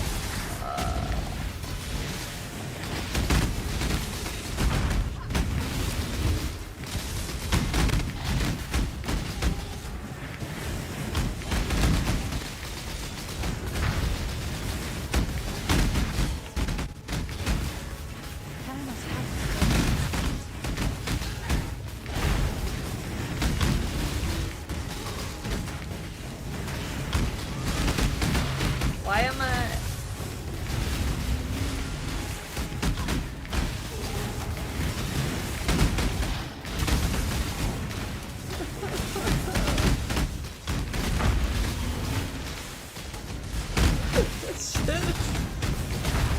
I'm terrified. I'm like so terrified.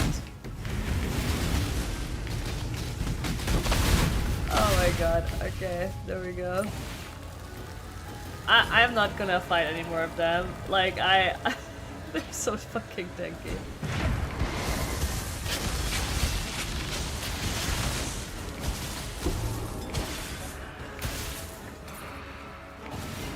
Like, this one is actually a fucking joke. Like, these essences are also low tier, but it's still gonna be like so tanky because every essence makes it tankier. No, it's toughness, right? So rares in endgame, or not just in endgame, the more mods a rare has, the tougher it becomes, and every essence is a... So, okay, you can see here, right? This rare has life regen, fast energy shield recharge, explodes corpses, and Brine King touch. That's already 4 mods. And then every essence counts as another mod with an additional ability that it gives to this monster, right? So, and every mod adds toughness. So that's why, like, essence rares are the tankiest motherfuckers in the game. Because they have so many mods that, right, like, that come together, and then, like, yeah, it has even life regen and fast energy shield recharge. Like, this one, and it explodes corpses. This one is, like, the scariest motherfucker in existence. And what you get is, like, fucking low-level essences. Is Brine King touched? Yes, it actually is. Yeah, it kinda is, yeah. Yeah, it's like whenever you see... Wait, have you finished Act 6? No, you haven't. You actually have experienced some spoilers. Unwillingly and unknowingly. I'm not gonna... But technically you have witnessed some spoilers.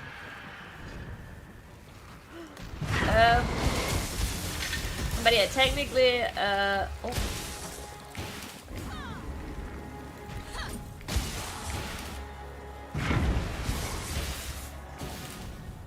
I didn't tell, but no, it's not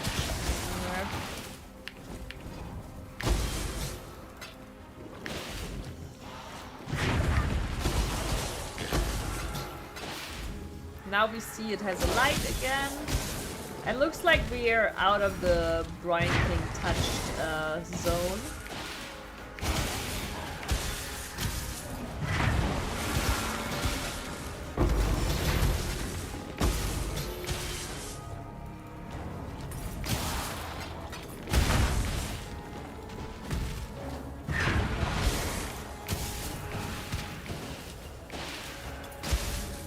You read the Fishwife lore in Act 1.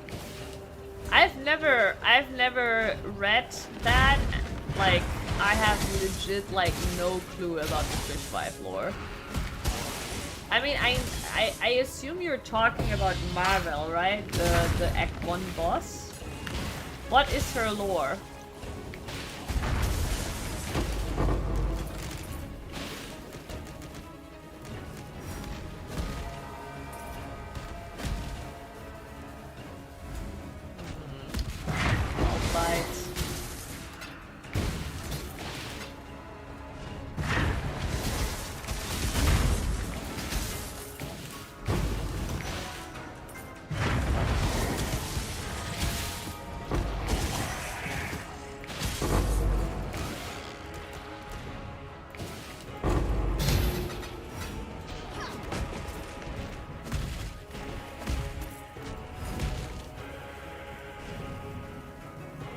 It tells you what happens to Nessa.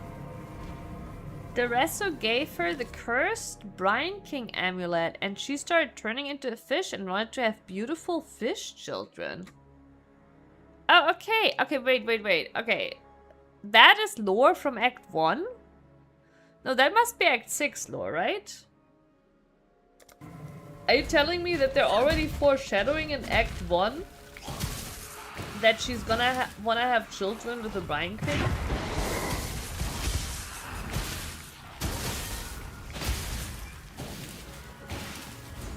Really? That's Act 1. But what about Marvel? are you sure it's Nessa and not Marvel then? Because Marvel is the one you fight in Act 1. Nessa only goes nuts in Act 6.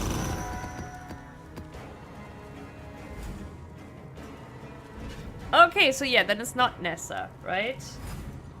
Yeah, the whole point is just that it basically repeats with Nessa, right? Yeah, yeah, okay, I get it, okay, yeah. I did know that, you know, Nessa was going nuts for, like, you know, for Brian, of course, it's very obvious.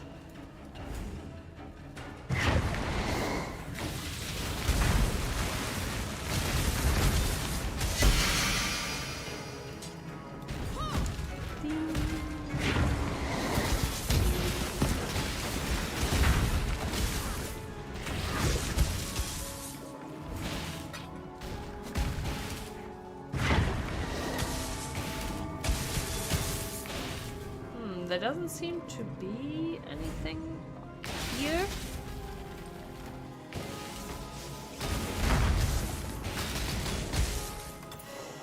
Yeah, if you like, so when you play PoE, like sometimes you find scrolls where you can keep moving and it keeps playing. And I wish they would have done that with everything, because like it doesn't work for all the dialogues.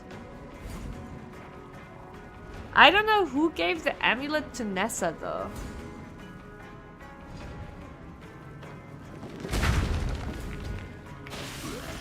Could it be us? Because we defeated Marvel, right? We might have brought Marvel's amulet back to Nessa. I don't actually know. It might have been us. Are we the baddies?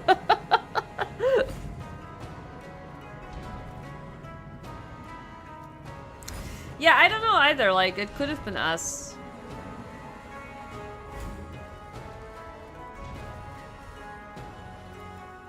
Okay, we're gonna place one more. Okay, there's something in that direction.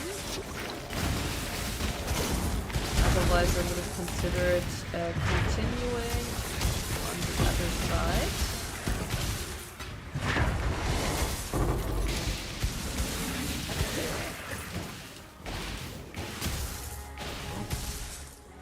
No, I mean, we are baddies, yes, we are baddies, that is true. But what I mean is, when we killed Marvel, did we maybe bring back an amulet from Marvel and gave it to Nessa? But you're also right, we are, no matter what, we are baddies.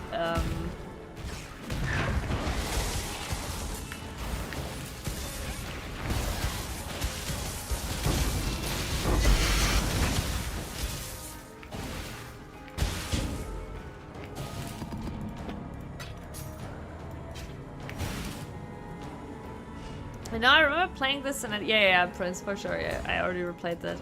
Hey, Bruderschaft, hello, a beautiful evening to you. But no, in PoE 2, actually one of their big focuses was to make it easier to follow the story. And I think, Sleepy, you should definitely play PoE 2 when it comes out. It's also free to play and it has an incredible campaign. It has an incredible campaign. It's supposed to release like December or so. It's currently in early access, so currently it's not free to play, but once it releases in December, it's gonna be free to play as well.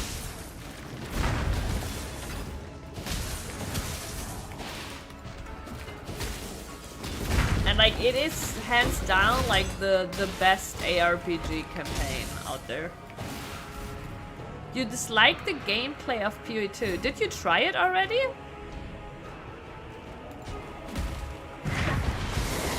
Or just from watching my stream?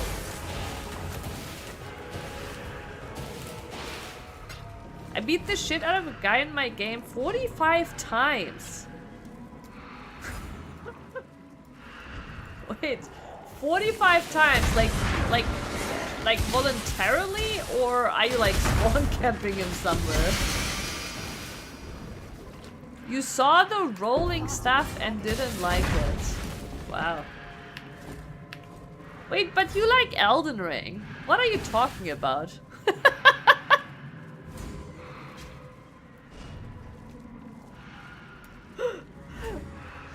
Listen, I'm also a big I'm also a big PoE 1 lover, obviously, and I do think PoE 2 still has a ways to go to beat PoE 1, right? But its campaign is the best. It's way better than PoE 1, way better. The end game, however, of PoE 1 is better. But PoE 2 has, like in the last patch, was actually insanely good and has made some massive improvements on that front too. But endgame is still better PoE 1, but campaign, PoE 2 is so much better. And when it came out in early access, it was a lot harder than it is now. Like, it's gotten a lot easier, so I don't think, like, I think you're maybe highly overestimating the difficulty.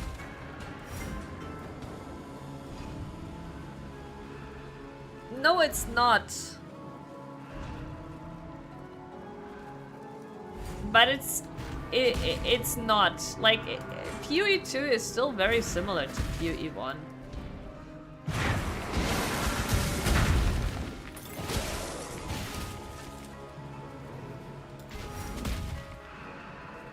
And like, if you think about it,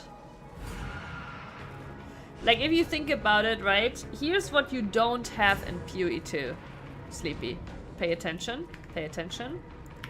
This doesn't exist in PoE 2. The roll is just this. Can I not have but a moment to survive? And you cannot spam it in PoE 2 either. So, in PoE 2 there is no blink. There is no dash. Instead, everybody has a roll. There's literally no difference, honestly, right? Like, the difference is just... Yes, but like, instead you just have a roll. They are functionally the same. Like, don't get me wrong, I prefer the faster playstyle of PoE 1 as well, right? But... at the end of the day, they're both the same. Like, the pacing is different. PoE 2 starts slower, but actually in endgame, PoE 2 goes more insane than PoE 1. There's literally like a body that like goes characters like, right? Like it's more like this. PoE 2 actually gets to way more absurd levels of speed and strength. Like PoE 1, like so it's like really not all that different. The pacing in campaign is different, yeah, but like I know, like you should play it. It's a free game, right? It is an insanely great campaign.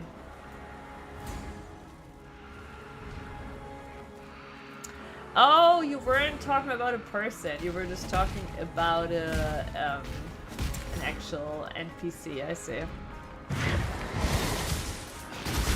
PoE 1, but that is the thing actually. Many people actually now got to PoE 1 because of PoE 2, Sleepy. Because PoE 2 is more approachable, right? And then after like getting into PoE 2, they're like, okay, now I'm ready to try PoE 1, right? But honestly, I'm very proud of how far you made it. Like, most people, when they play PoE 1 for the first time, they make it to like Act 3 or so, and then they return to it years later. That's usually how it goes.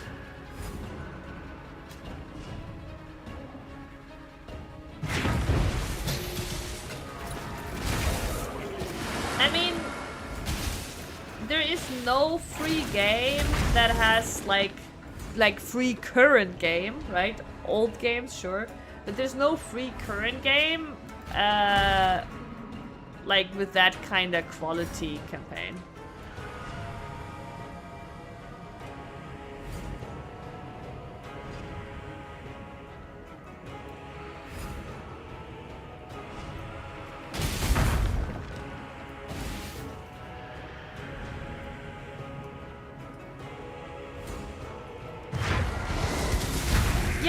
I don't know if you will finish campaign, right? Because like I could imagine you burning out on it too.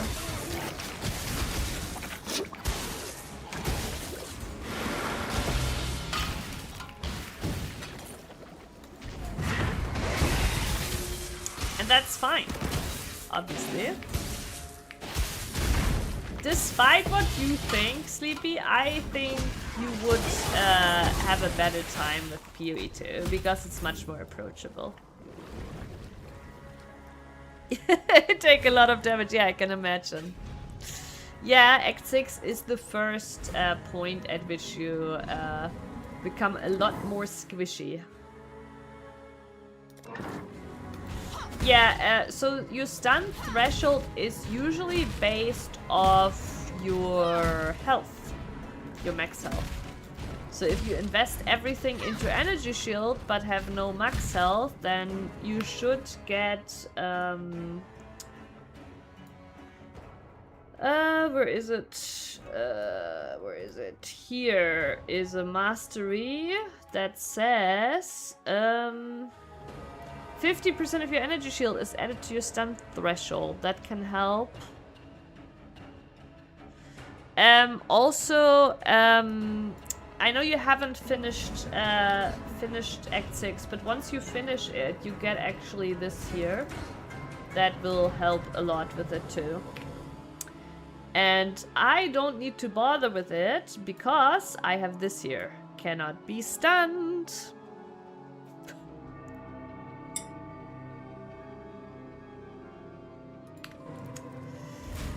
But yeah, that is why I don't have to care. Wait, where are we? We are here. Right.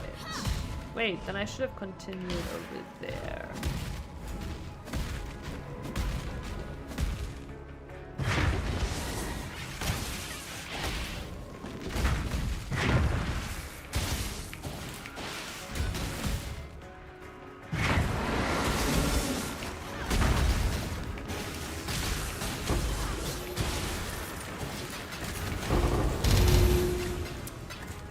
Sunken Gems boxes are pretty nice with the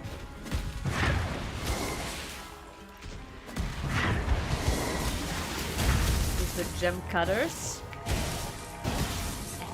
What's the last free game you've played outside of ARPGs? I'm pretty sure they're all ARPGs.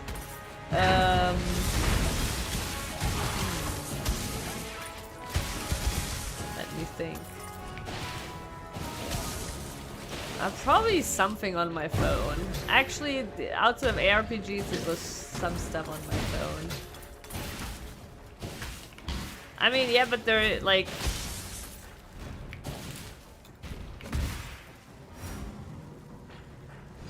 But like, there is no good... Like...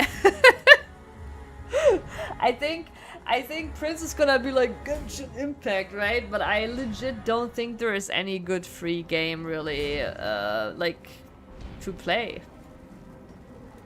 And to me, Genshin, the campaign might be okay, right?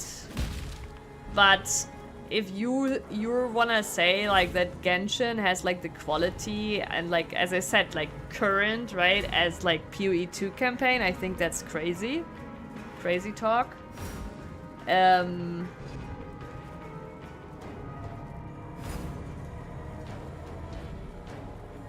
don't think it's a double standard. Like, if there's another good free game to play, I would play it, of course, right? Like, it's not like I'm opposed to playing a free game, but like, it's not like there is many good free games.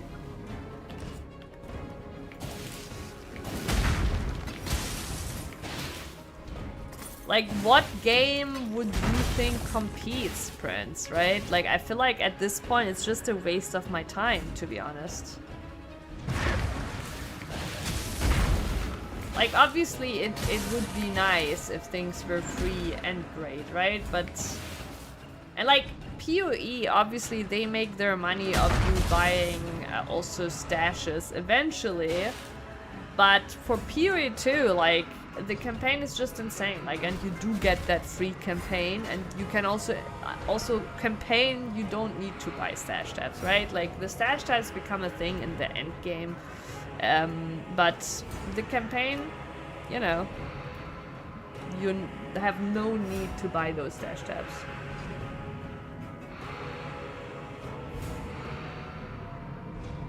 Because the like, when I say the PoE 2 campaign is that insane, right? Then I mean how cinematic it is, how beautiful it is, right? They can very well compete on that level because it doesn't even have that much to do with gameplay. Like, it's sure, there is a thing of preference, right? Like, if you're something like if you're someone who's like, I will never like a game that isn't like enemy style, sure, then maybe you would prefer the Genshin Impact campaign, right? But I don't know, I feel like that's kind of narrow-minded, right? I don't know, like, and I'm not saying, by the way, I'm not saying Genshin Impact, I haven't played it, and I've heard of people saying that it's pretty good, right? But I've also heard that it's a pretty standard story, right? Like, I don't know, like, and when I look at PoE, it's an actually, like, very unique art style, very unique story. Like, it doesn't matter what the gameplay is, right? It's an outstanding campaign, completely unrelated to the fact that it's an ARPG, right? It's extremely cinematic, it has extremely great music, it looks beautiful, right? Like, it's just a great standalone campaign where gameplay doesn't matter. Like, this campaign would be good with any kind of gameplay.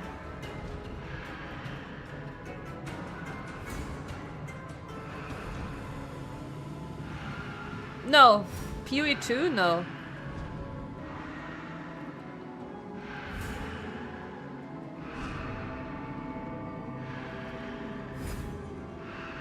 I've not seen anybody say that about PoE 2 campaign, no. I could see that's being said about PoE 1 campaign to a degree, but would be kind of crazy to say about PoE 1 campaign too. But PoE 1 has more standard, I don't know, like, I mean, Sleepy, would you say that PoE 1 campaign story is a standard story? I don't think so. But it is hard to follow, and but it has some standard tropes, like the exile fighting, like, you know, like the church and stuff. Like there is some standard tropes in PoE 1 that do not exist in PoE 2. Yeah, but it's very weird and unique, and that is true for PoE 2 as well. Those stories are very weird and unique. Yeah. But, like, there is some tropes, right? Like, that you can kind of see, but, like, it's... I don't know, like...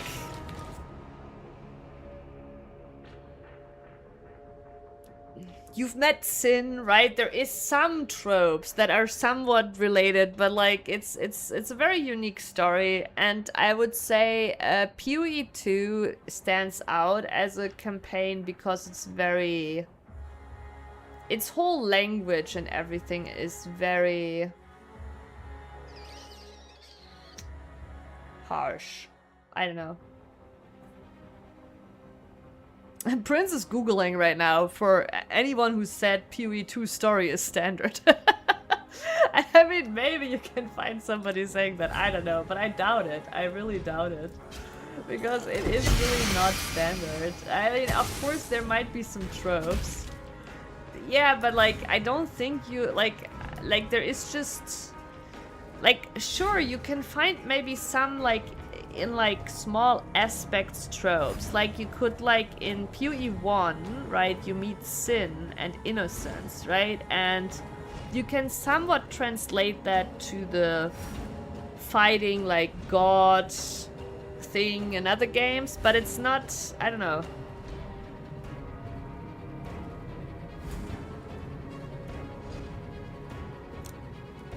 They were playing PoE 2 or PoE 1?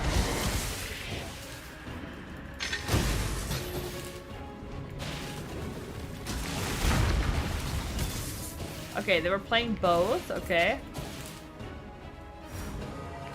Yeah, true Sleepy, the innocence, but only because of the name and the color, which, you know, like there's no actual relation, right? It's just the name.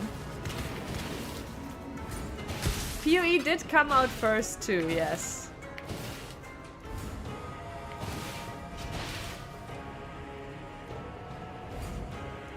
To my knowledge, you're obsessed with PoE or you never play it. I mean, okay, to my knowledge, most people with PoE 1, right? They never get to the end game the first time around. The first time around, people play a little bit through campaign and then they come back to it. Like, or they don't come back to it, right? But like, everybody who's obsessed with PoE, right? If you ask them, all of them will tell you that they didn't stick around for it the first time. That is my experience. I have never met a single person, I'm not kidding you, I've not met a single person who got all the way to the end game the first time they played PoE 1 and stuck with it. Everybody stuck with it like the second or the third time around, right? And then they're obsessed. And for PoE 2, it's a little different. PoE 2 is much more approachable. So now with PoE 2, you actually have people that play the first time through it, get into the end game, and after getting like that basic experience and being on the hook with PoE 2, they get curious about PoE 1, and actually with the experience of PoE 2, so it's not quite true, right? I should have specified. The only people that get like basically all the way through on their first attempt at PoE 1 is now people that have played PoE 2 before. To my experience, right? You could argue, well, what about like when PoE 1 came out? And that is true. But when PoE 1 came out, there was only campaign, right? So yes, at that point, there were obviously people who made it all the way through in one go. I wish PoE 1 had more voice acting. Aren't all the dialogues voice acted? I feel like it has so much voice acting.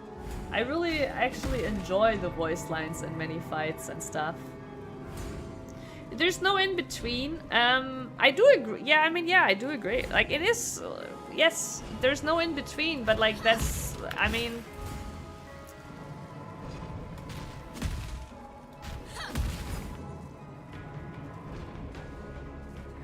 But like, the thing is, Prince, with PoE, right? If someone makes it all the way to endgame, playing endgame, they are obsessed. It's just a game for them, right? Like, that's just how it is, right? If you never make it there, then it's not for you, right? And that's also fine. I'm not saying the game is for everyone, right? The game is obviously not for everyone. But what I was talking about was PoE 2 campaign, right? And PoE 2 campaign has nothing to do with the PoE 1 obsession. PoE 2 campaign is just standalone, even if it wasn't an ARPG, an extremely good story, extremely cinematic, extremely good music, extremely good graphic, and it would also succeed with any other gameplay style.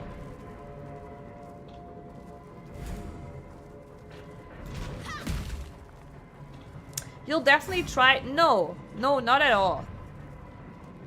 I think PoE 1 is so great because it isn't for everyone.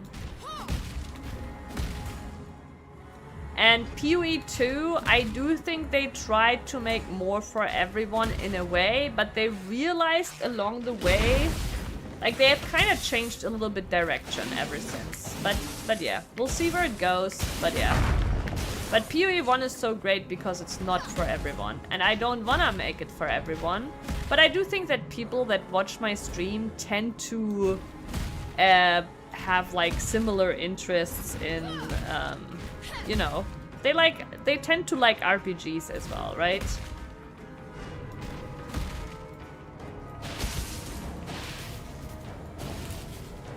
You want voice acting when talking to random NPCs. True, not every... Wait.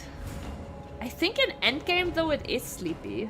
I might be tripping, but I think in Endgame every NPC dialogue is voiced.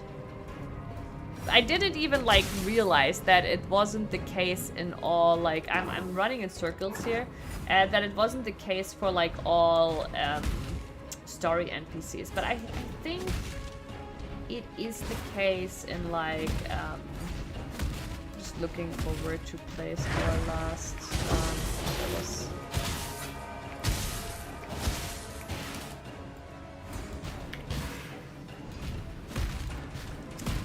Lanterns. Cannot have but a moment's respite.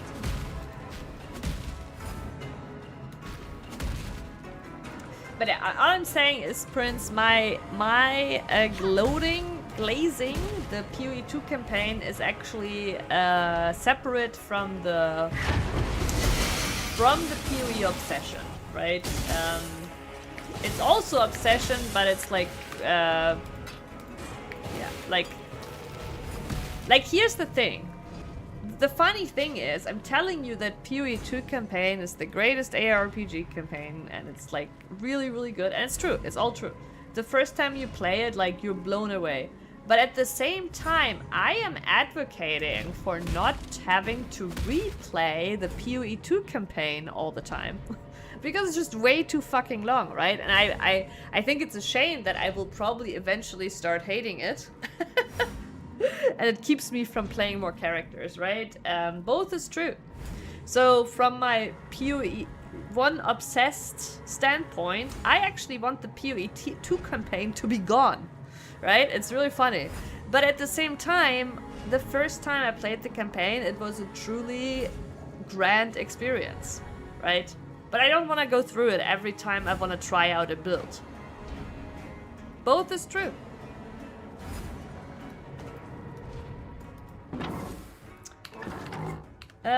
Yeah, I think we're just going.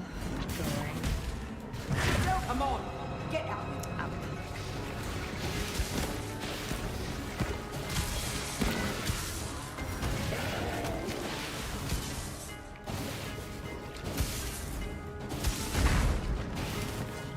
I do think everybody should play the campaign once. I do think that is good to get like I don't think a new player should be able to skip it, because I do think it is a place to like 4 months usually.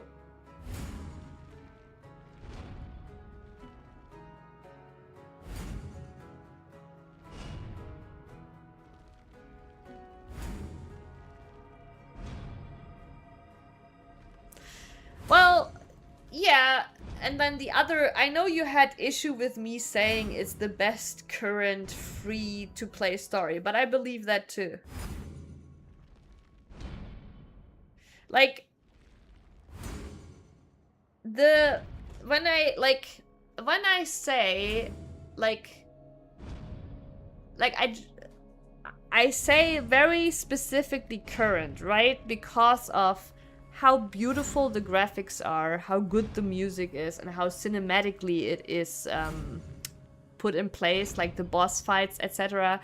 There is a certain Elden Ring vibe to it, right? Especially the boss fights have a certain Elden Ring vibe in PoE2, which is actually surprising to me when Sleepy would say like he wouldn't like it, because PoE2 has a lot more like in common with Elden Ring. But basically, like, if you tell me Genshin, I'm already like, Genshin is not like, doesn't have that unique style, right? And like, even if it's fine to play free to play, like, I don't know, like, it's how, like, when I talk about a movie that has a very unique plot, very unique art style, very unique direction, you know? Like, there's just like to me, like, there's just like gems, right? Out there. And that is what the PoE2 campaign is. And I actually like don't even want it to be, like, I would be fine with it being gone, funnily enough.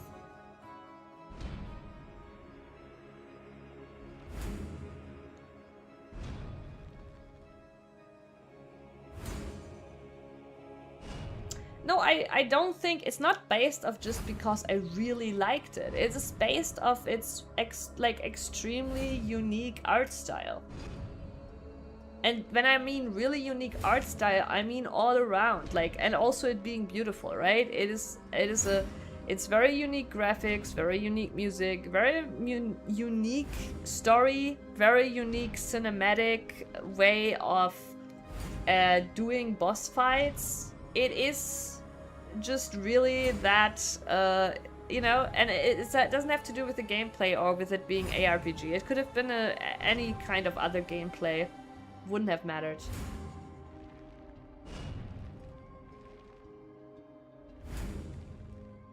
It's getting harder and harder to find good information, Bruderschaft, with all the AI stuff.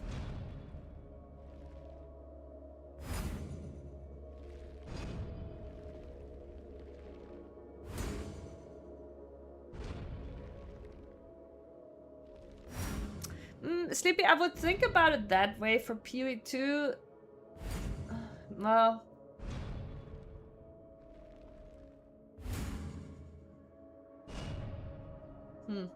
I don't think you will have that issue during campaign at all, actually, because PoE2 has put a lot of effort into like making the campaign much more clear in what's going on. But yeah.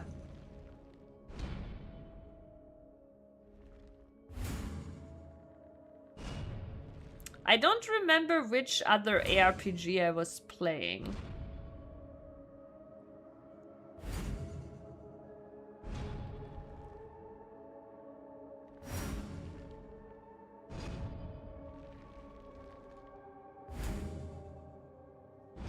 Right, but you've never watched the PoE2 campaign.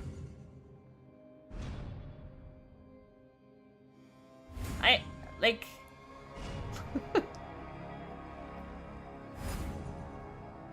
Right, I get that, like, for you, it's, like, I do get what you're saying, like, oh, you know, there is a health globe on the left, and there is a mana globe on the right, and so they look the same for me, right? I do get that, but, again, like, if you actually play the campaign of PoE2, like, again, like, you could do it with any gameplay. It could be round-based combat, right? Like, it's not, like, it's not something that's specific to ARPG.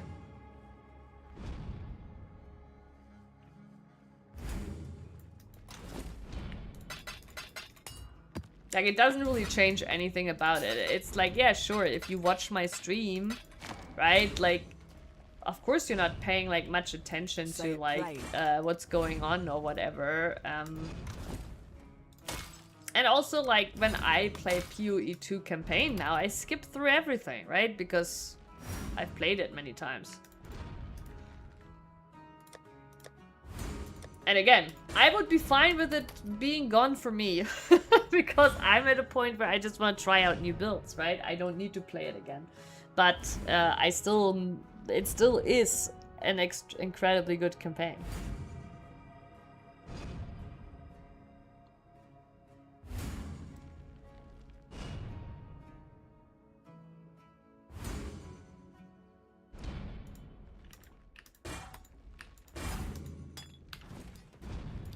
But I mean, to be fair, I think the PoE2 campaign being so long made it so that I didn't spend too much time on the league.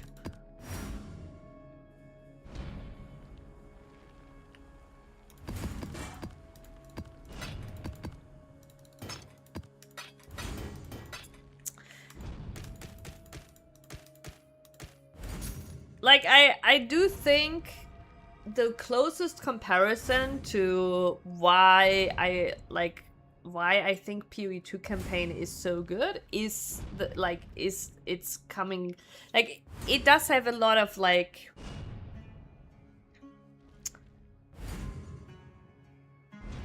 yeah, it does have a lot of, like, Elden Ring vibes, I guess. I think that is the closest game comparison, like I don't think you will find actually a cut together story of PoE2, maybe. I don't think actually you'll find that, interestingly enough.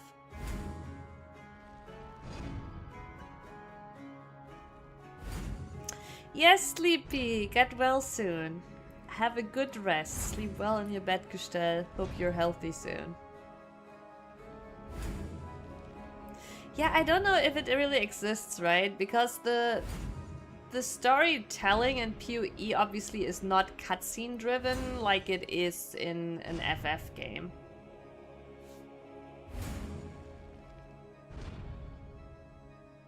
Thank you. Yeah, it's like a mix of like you have the NPCs, you meet the NPCs, but there is also like the boss fights are a big part of it. Like especially the Act 1 boss fight is like crazy cinema.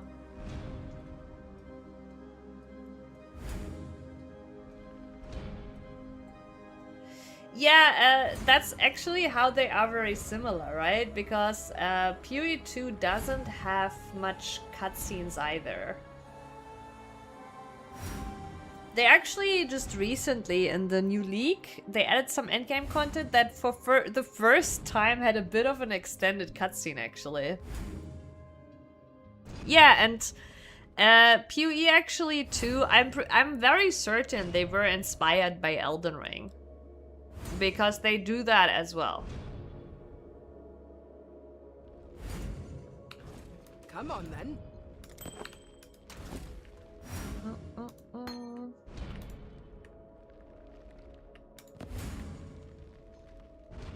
Also, I wanna repeat, Prince, right? I'm not saying it is the best campaign ever. I was specifically saying, like, if you're like looking at free-to-play games, very current, right? It's just like, you know, again, like it's just like very unique, very beautiful graphics. The opposite, yeah, Persona 5. True. Persona 5 is on the crazy other spectrum, but like FF14 actually is also on that spectrum of like everything in cutscenes and dialogues. Say it plain.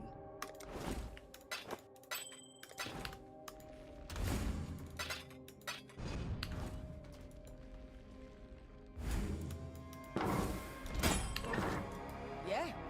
All right then. I'm really sad that we didn't get the staff upgrade. I feel like we did nothing. I did nothing. I did nothing to do. Still in staff.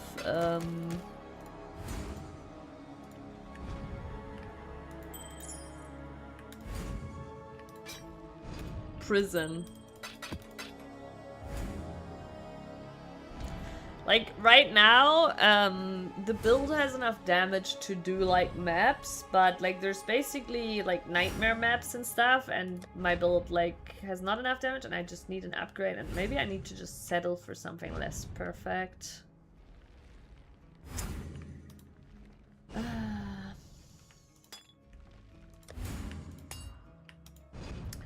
Oh, wait, that was Gale's side.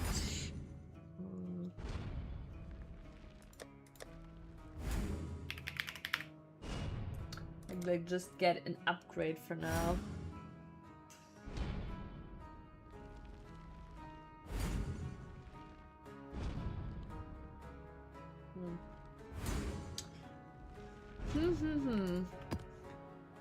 This one's actually usable with lightning damage. You can just not inflict freeze or chill. But I'm not dealing any lightning cold damage currently either. So not usable for me right now, but... Come on then.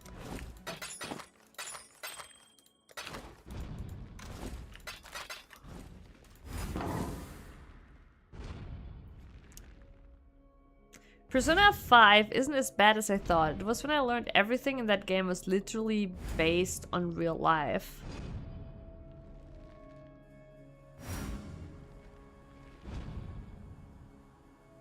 Wait, Persona... What do you mean everything in Persona 5 was based on real life? A real... Wait, what? What?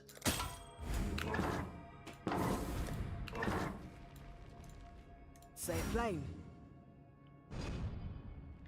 Yeah, that's what I was thinking, like, talked more. I was like, wait, what does he mean? Is the phantom world is real? The castles are real? What?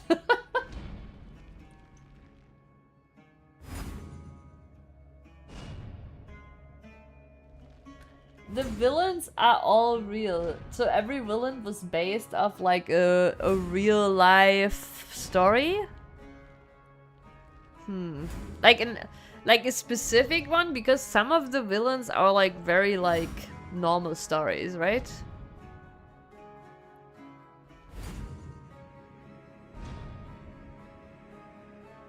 What is SCNR? What is SCNR? Onwards. Is it like one of those like personality type things? There's no way, right? Oh, sorry, could not resist. Did you just come up with that, or is that an actual abbreviation? Like, I've never seen that. I feel like there's like I don't know. Some people are just wired differently. Like, you can just throw all these abbreviations and figure out which words it is.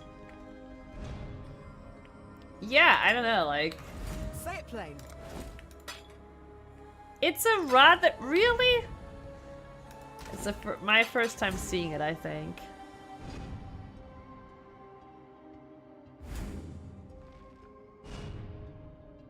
I mean, yeah, there's no way it's that common.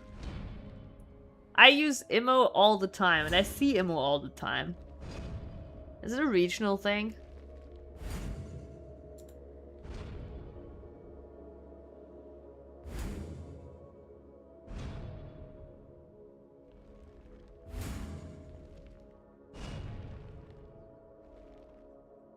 Wow.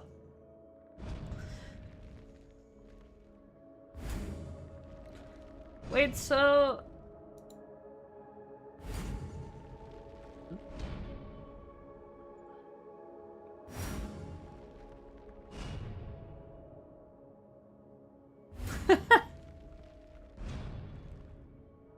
Wait, so does it just skip to every voice line your character does? Well, Prince, you will have to watch this like 6 times, because actually every class has different voice lines and different reactions. No. PoE 2, there isn't much to judge. You're pretty much given what you're given at the beginning. No, but that's what I'm joking about, Dr. Mo, right? Like, in Hamburg we say everything south of the Elbe, the big river, is Bavaria, right? So maybe it's just a Bavaria thing. By the way, I live south of the Elbe too. But I don't know. But yeah, tell me when you've watched this 6 times. Wait, does it have Act 4? It does.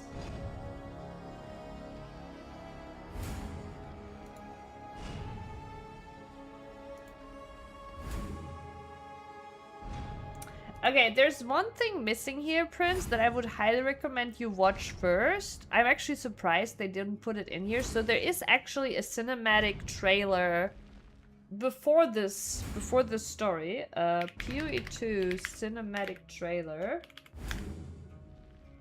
Here, this is actually what you should watch first.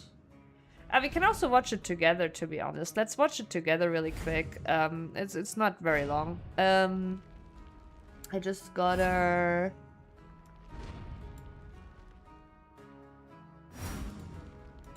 Yeah.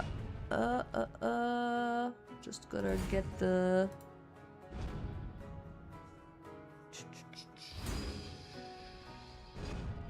Okay, I'm confused.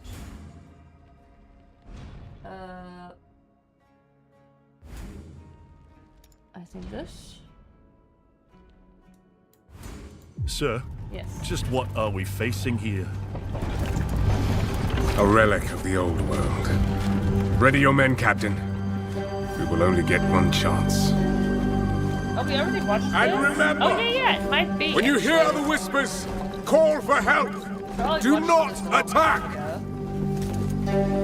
Good night. When you hear the whispers, what do you think he I just wanna... Really? was on about? It's Dorman, right? Yeah? Then Dorman. Shut your damn mouth. Ugh, why do I always get stuck with these rookies? Hey, the kid's got a mean cleave. Give him a chance. This is the only cinematic trailer they ever did.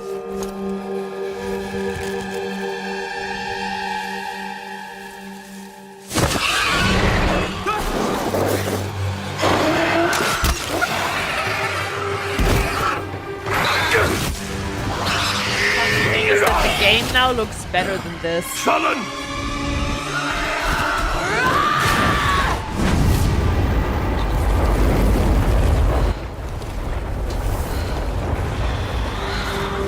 Like, it's not like this looks bad, right? But like the game actually looks better than this. A mean cleave, eh, Captain? Rookie can't even lift his own sword. Captain Oren? Captain?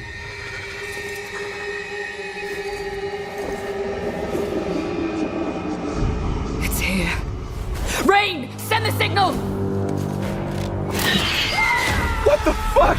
Rain! It's funny. On my back! Blade up! Come on, come on! I'm ready! I'm ready!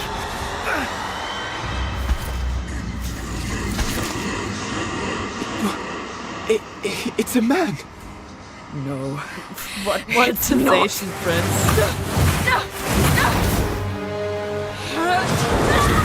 It's so funny looking at this now. I actually I watched this obviously before playing PoE 2, but PoE 2 gameplay looks better than this trailer now.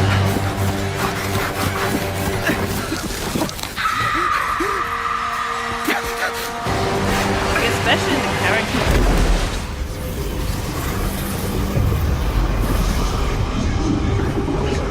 The cinematic trailer, like the gameplay has surpassed the cinematic trailer.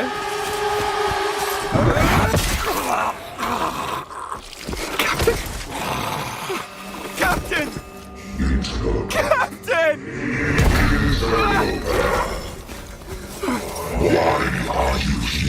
This is fun. It actually looks so bad in comparison to the gameplay.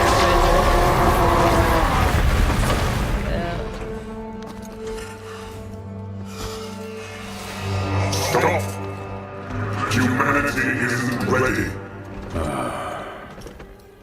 On your feet, lad. Sir, the captain, You'll be fine. So you meet this guy in game, and actually the comparison is crazy.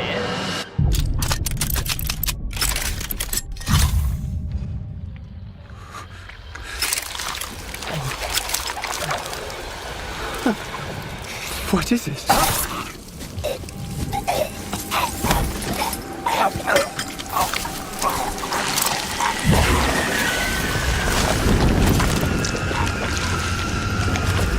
Get the body. Stop.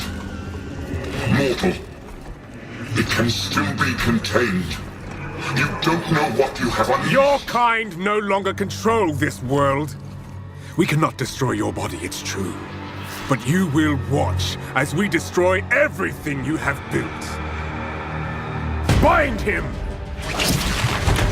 I just wanna like really quickly, like this is basically the end of the trailer, but like I really wanna like really quickly look here because there is a comparison to him. Can we skip to the comparison?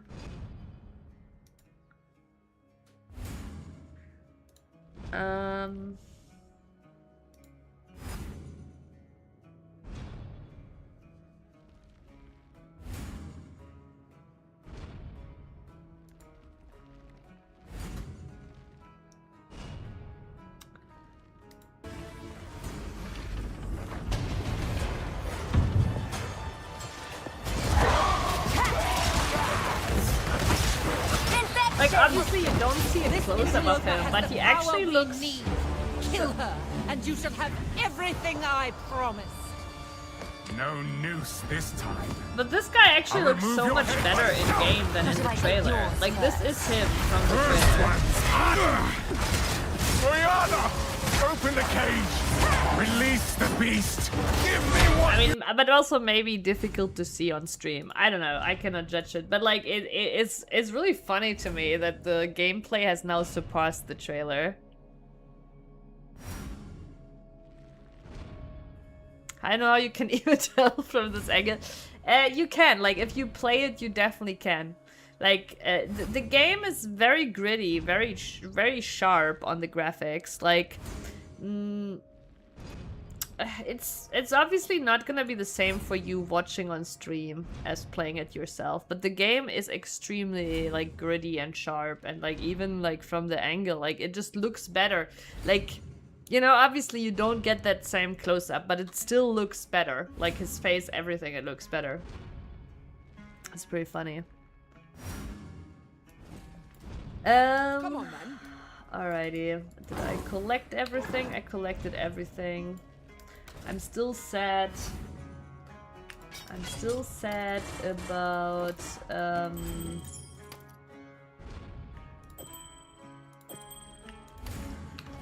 not hitting a staff.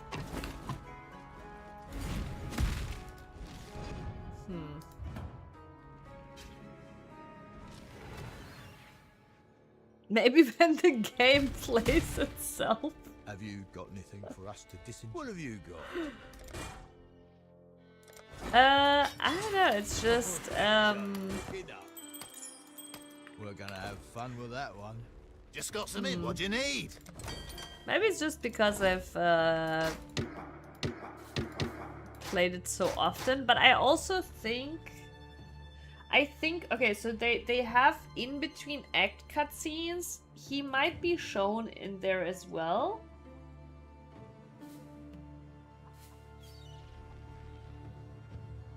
But I do have like a very clear vision of him in game.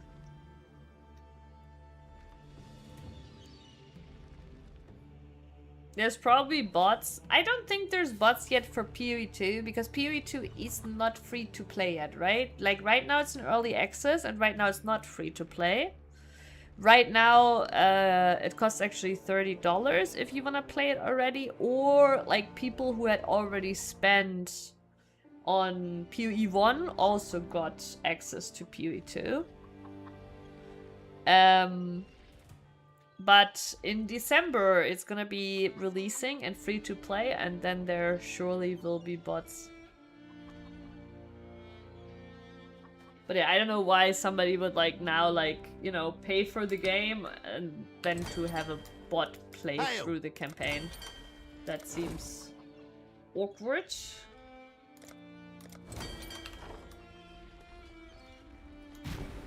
Why, hello. What can I do for you?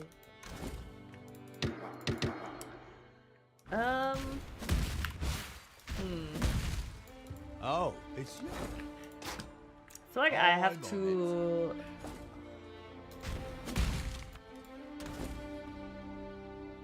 make a plan. Can I not have but a moment's respite? They would if there was money to make. Yeah. I have no doubt that once the game releases, there will be bots. You also in PoE 1 there is some botting too, right? Especially around trade. But funnily enough, you know, Prince, you might be thinking there's bots to farm things, but no, the PoE 1 bots are trade bots. They are bots that buy up cheap items on the market as fast as possible. Those are the bots that plague PoE, trade bots. Yeah. As far as I know, there isn't actually many play bots because it's not actually all that great. Like there is nothing, and PoE doesn't have like the typical you know, chopping down trees, mining, fishing. Like it doesn't have like gathering like that. Yeah, might be. I don't know. I've heard that too about Lost Ark. But yeah, the obviously there is still stuff to be farmed in maps. But I imagine the biggest issue why it's maybe rough to bot is filtering the loot, item management. I also don't know, PoE might also have decent protection against bot gameplay. Not sure. Might be. But yeah, from what I know, the most bot activity in PoE exists actually in trade. You have like bots buy up items that are underpriced extremely quickly.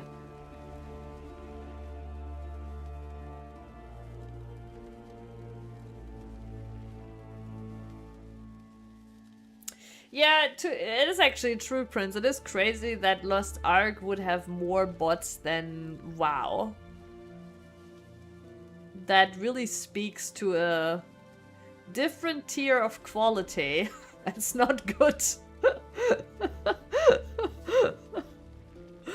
If like the like 20-year-old games can manage.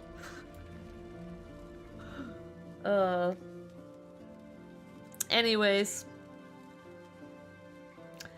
I think I'm already gonna head out for today. I will be back on Saturday. If you're watching, if you're new and you enjoy it, please consider to drop a follow. I will be... Okay, never mind. It's power choice. Okay, I thought OBS was crashing on me again. Yeah, 3 hours of yapping, and I'm very disappointed that we didn't hit anything on the staff. I didn't actually do all that much in PoE. But yeah, I will come up with a plan. I will be back on Saturday. And yeah, that's pretty much it. But yeah, if you're new, enjoy it, please consider drop a follow. Also, Discord link is in Twitch chat if you want to know exactly when. But yeah, I'll be back on Saturday. I'm not sure yet if we're gonna play PoE again. It's definitely not gonna be my last PoE stream today, but if I'm not really figuring out what to do next on my staff, we might take a break on Saturday and do something else. Yeah, I'll see. It's just like if I just have to do some more grinding, I don't think that's that much fun on stream. Obviously, I don't have like, you would think it's easy to grind PoE and stream, but actually I find it kind of hard. I don't know, I find it kind of hard for some reason. But yeah, oh no, the ads are starting. Oh god, no, I cannot snooze it. Okay, goodbye before the ads are coming. Bye bye.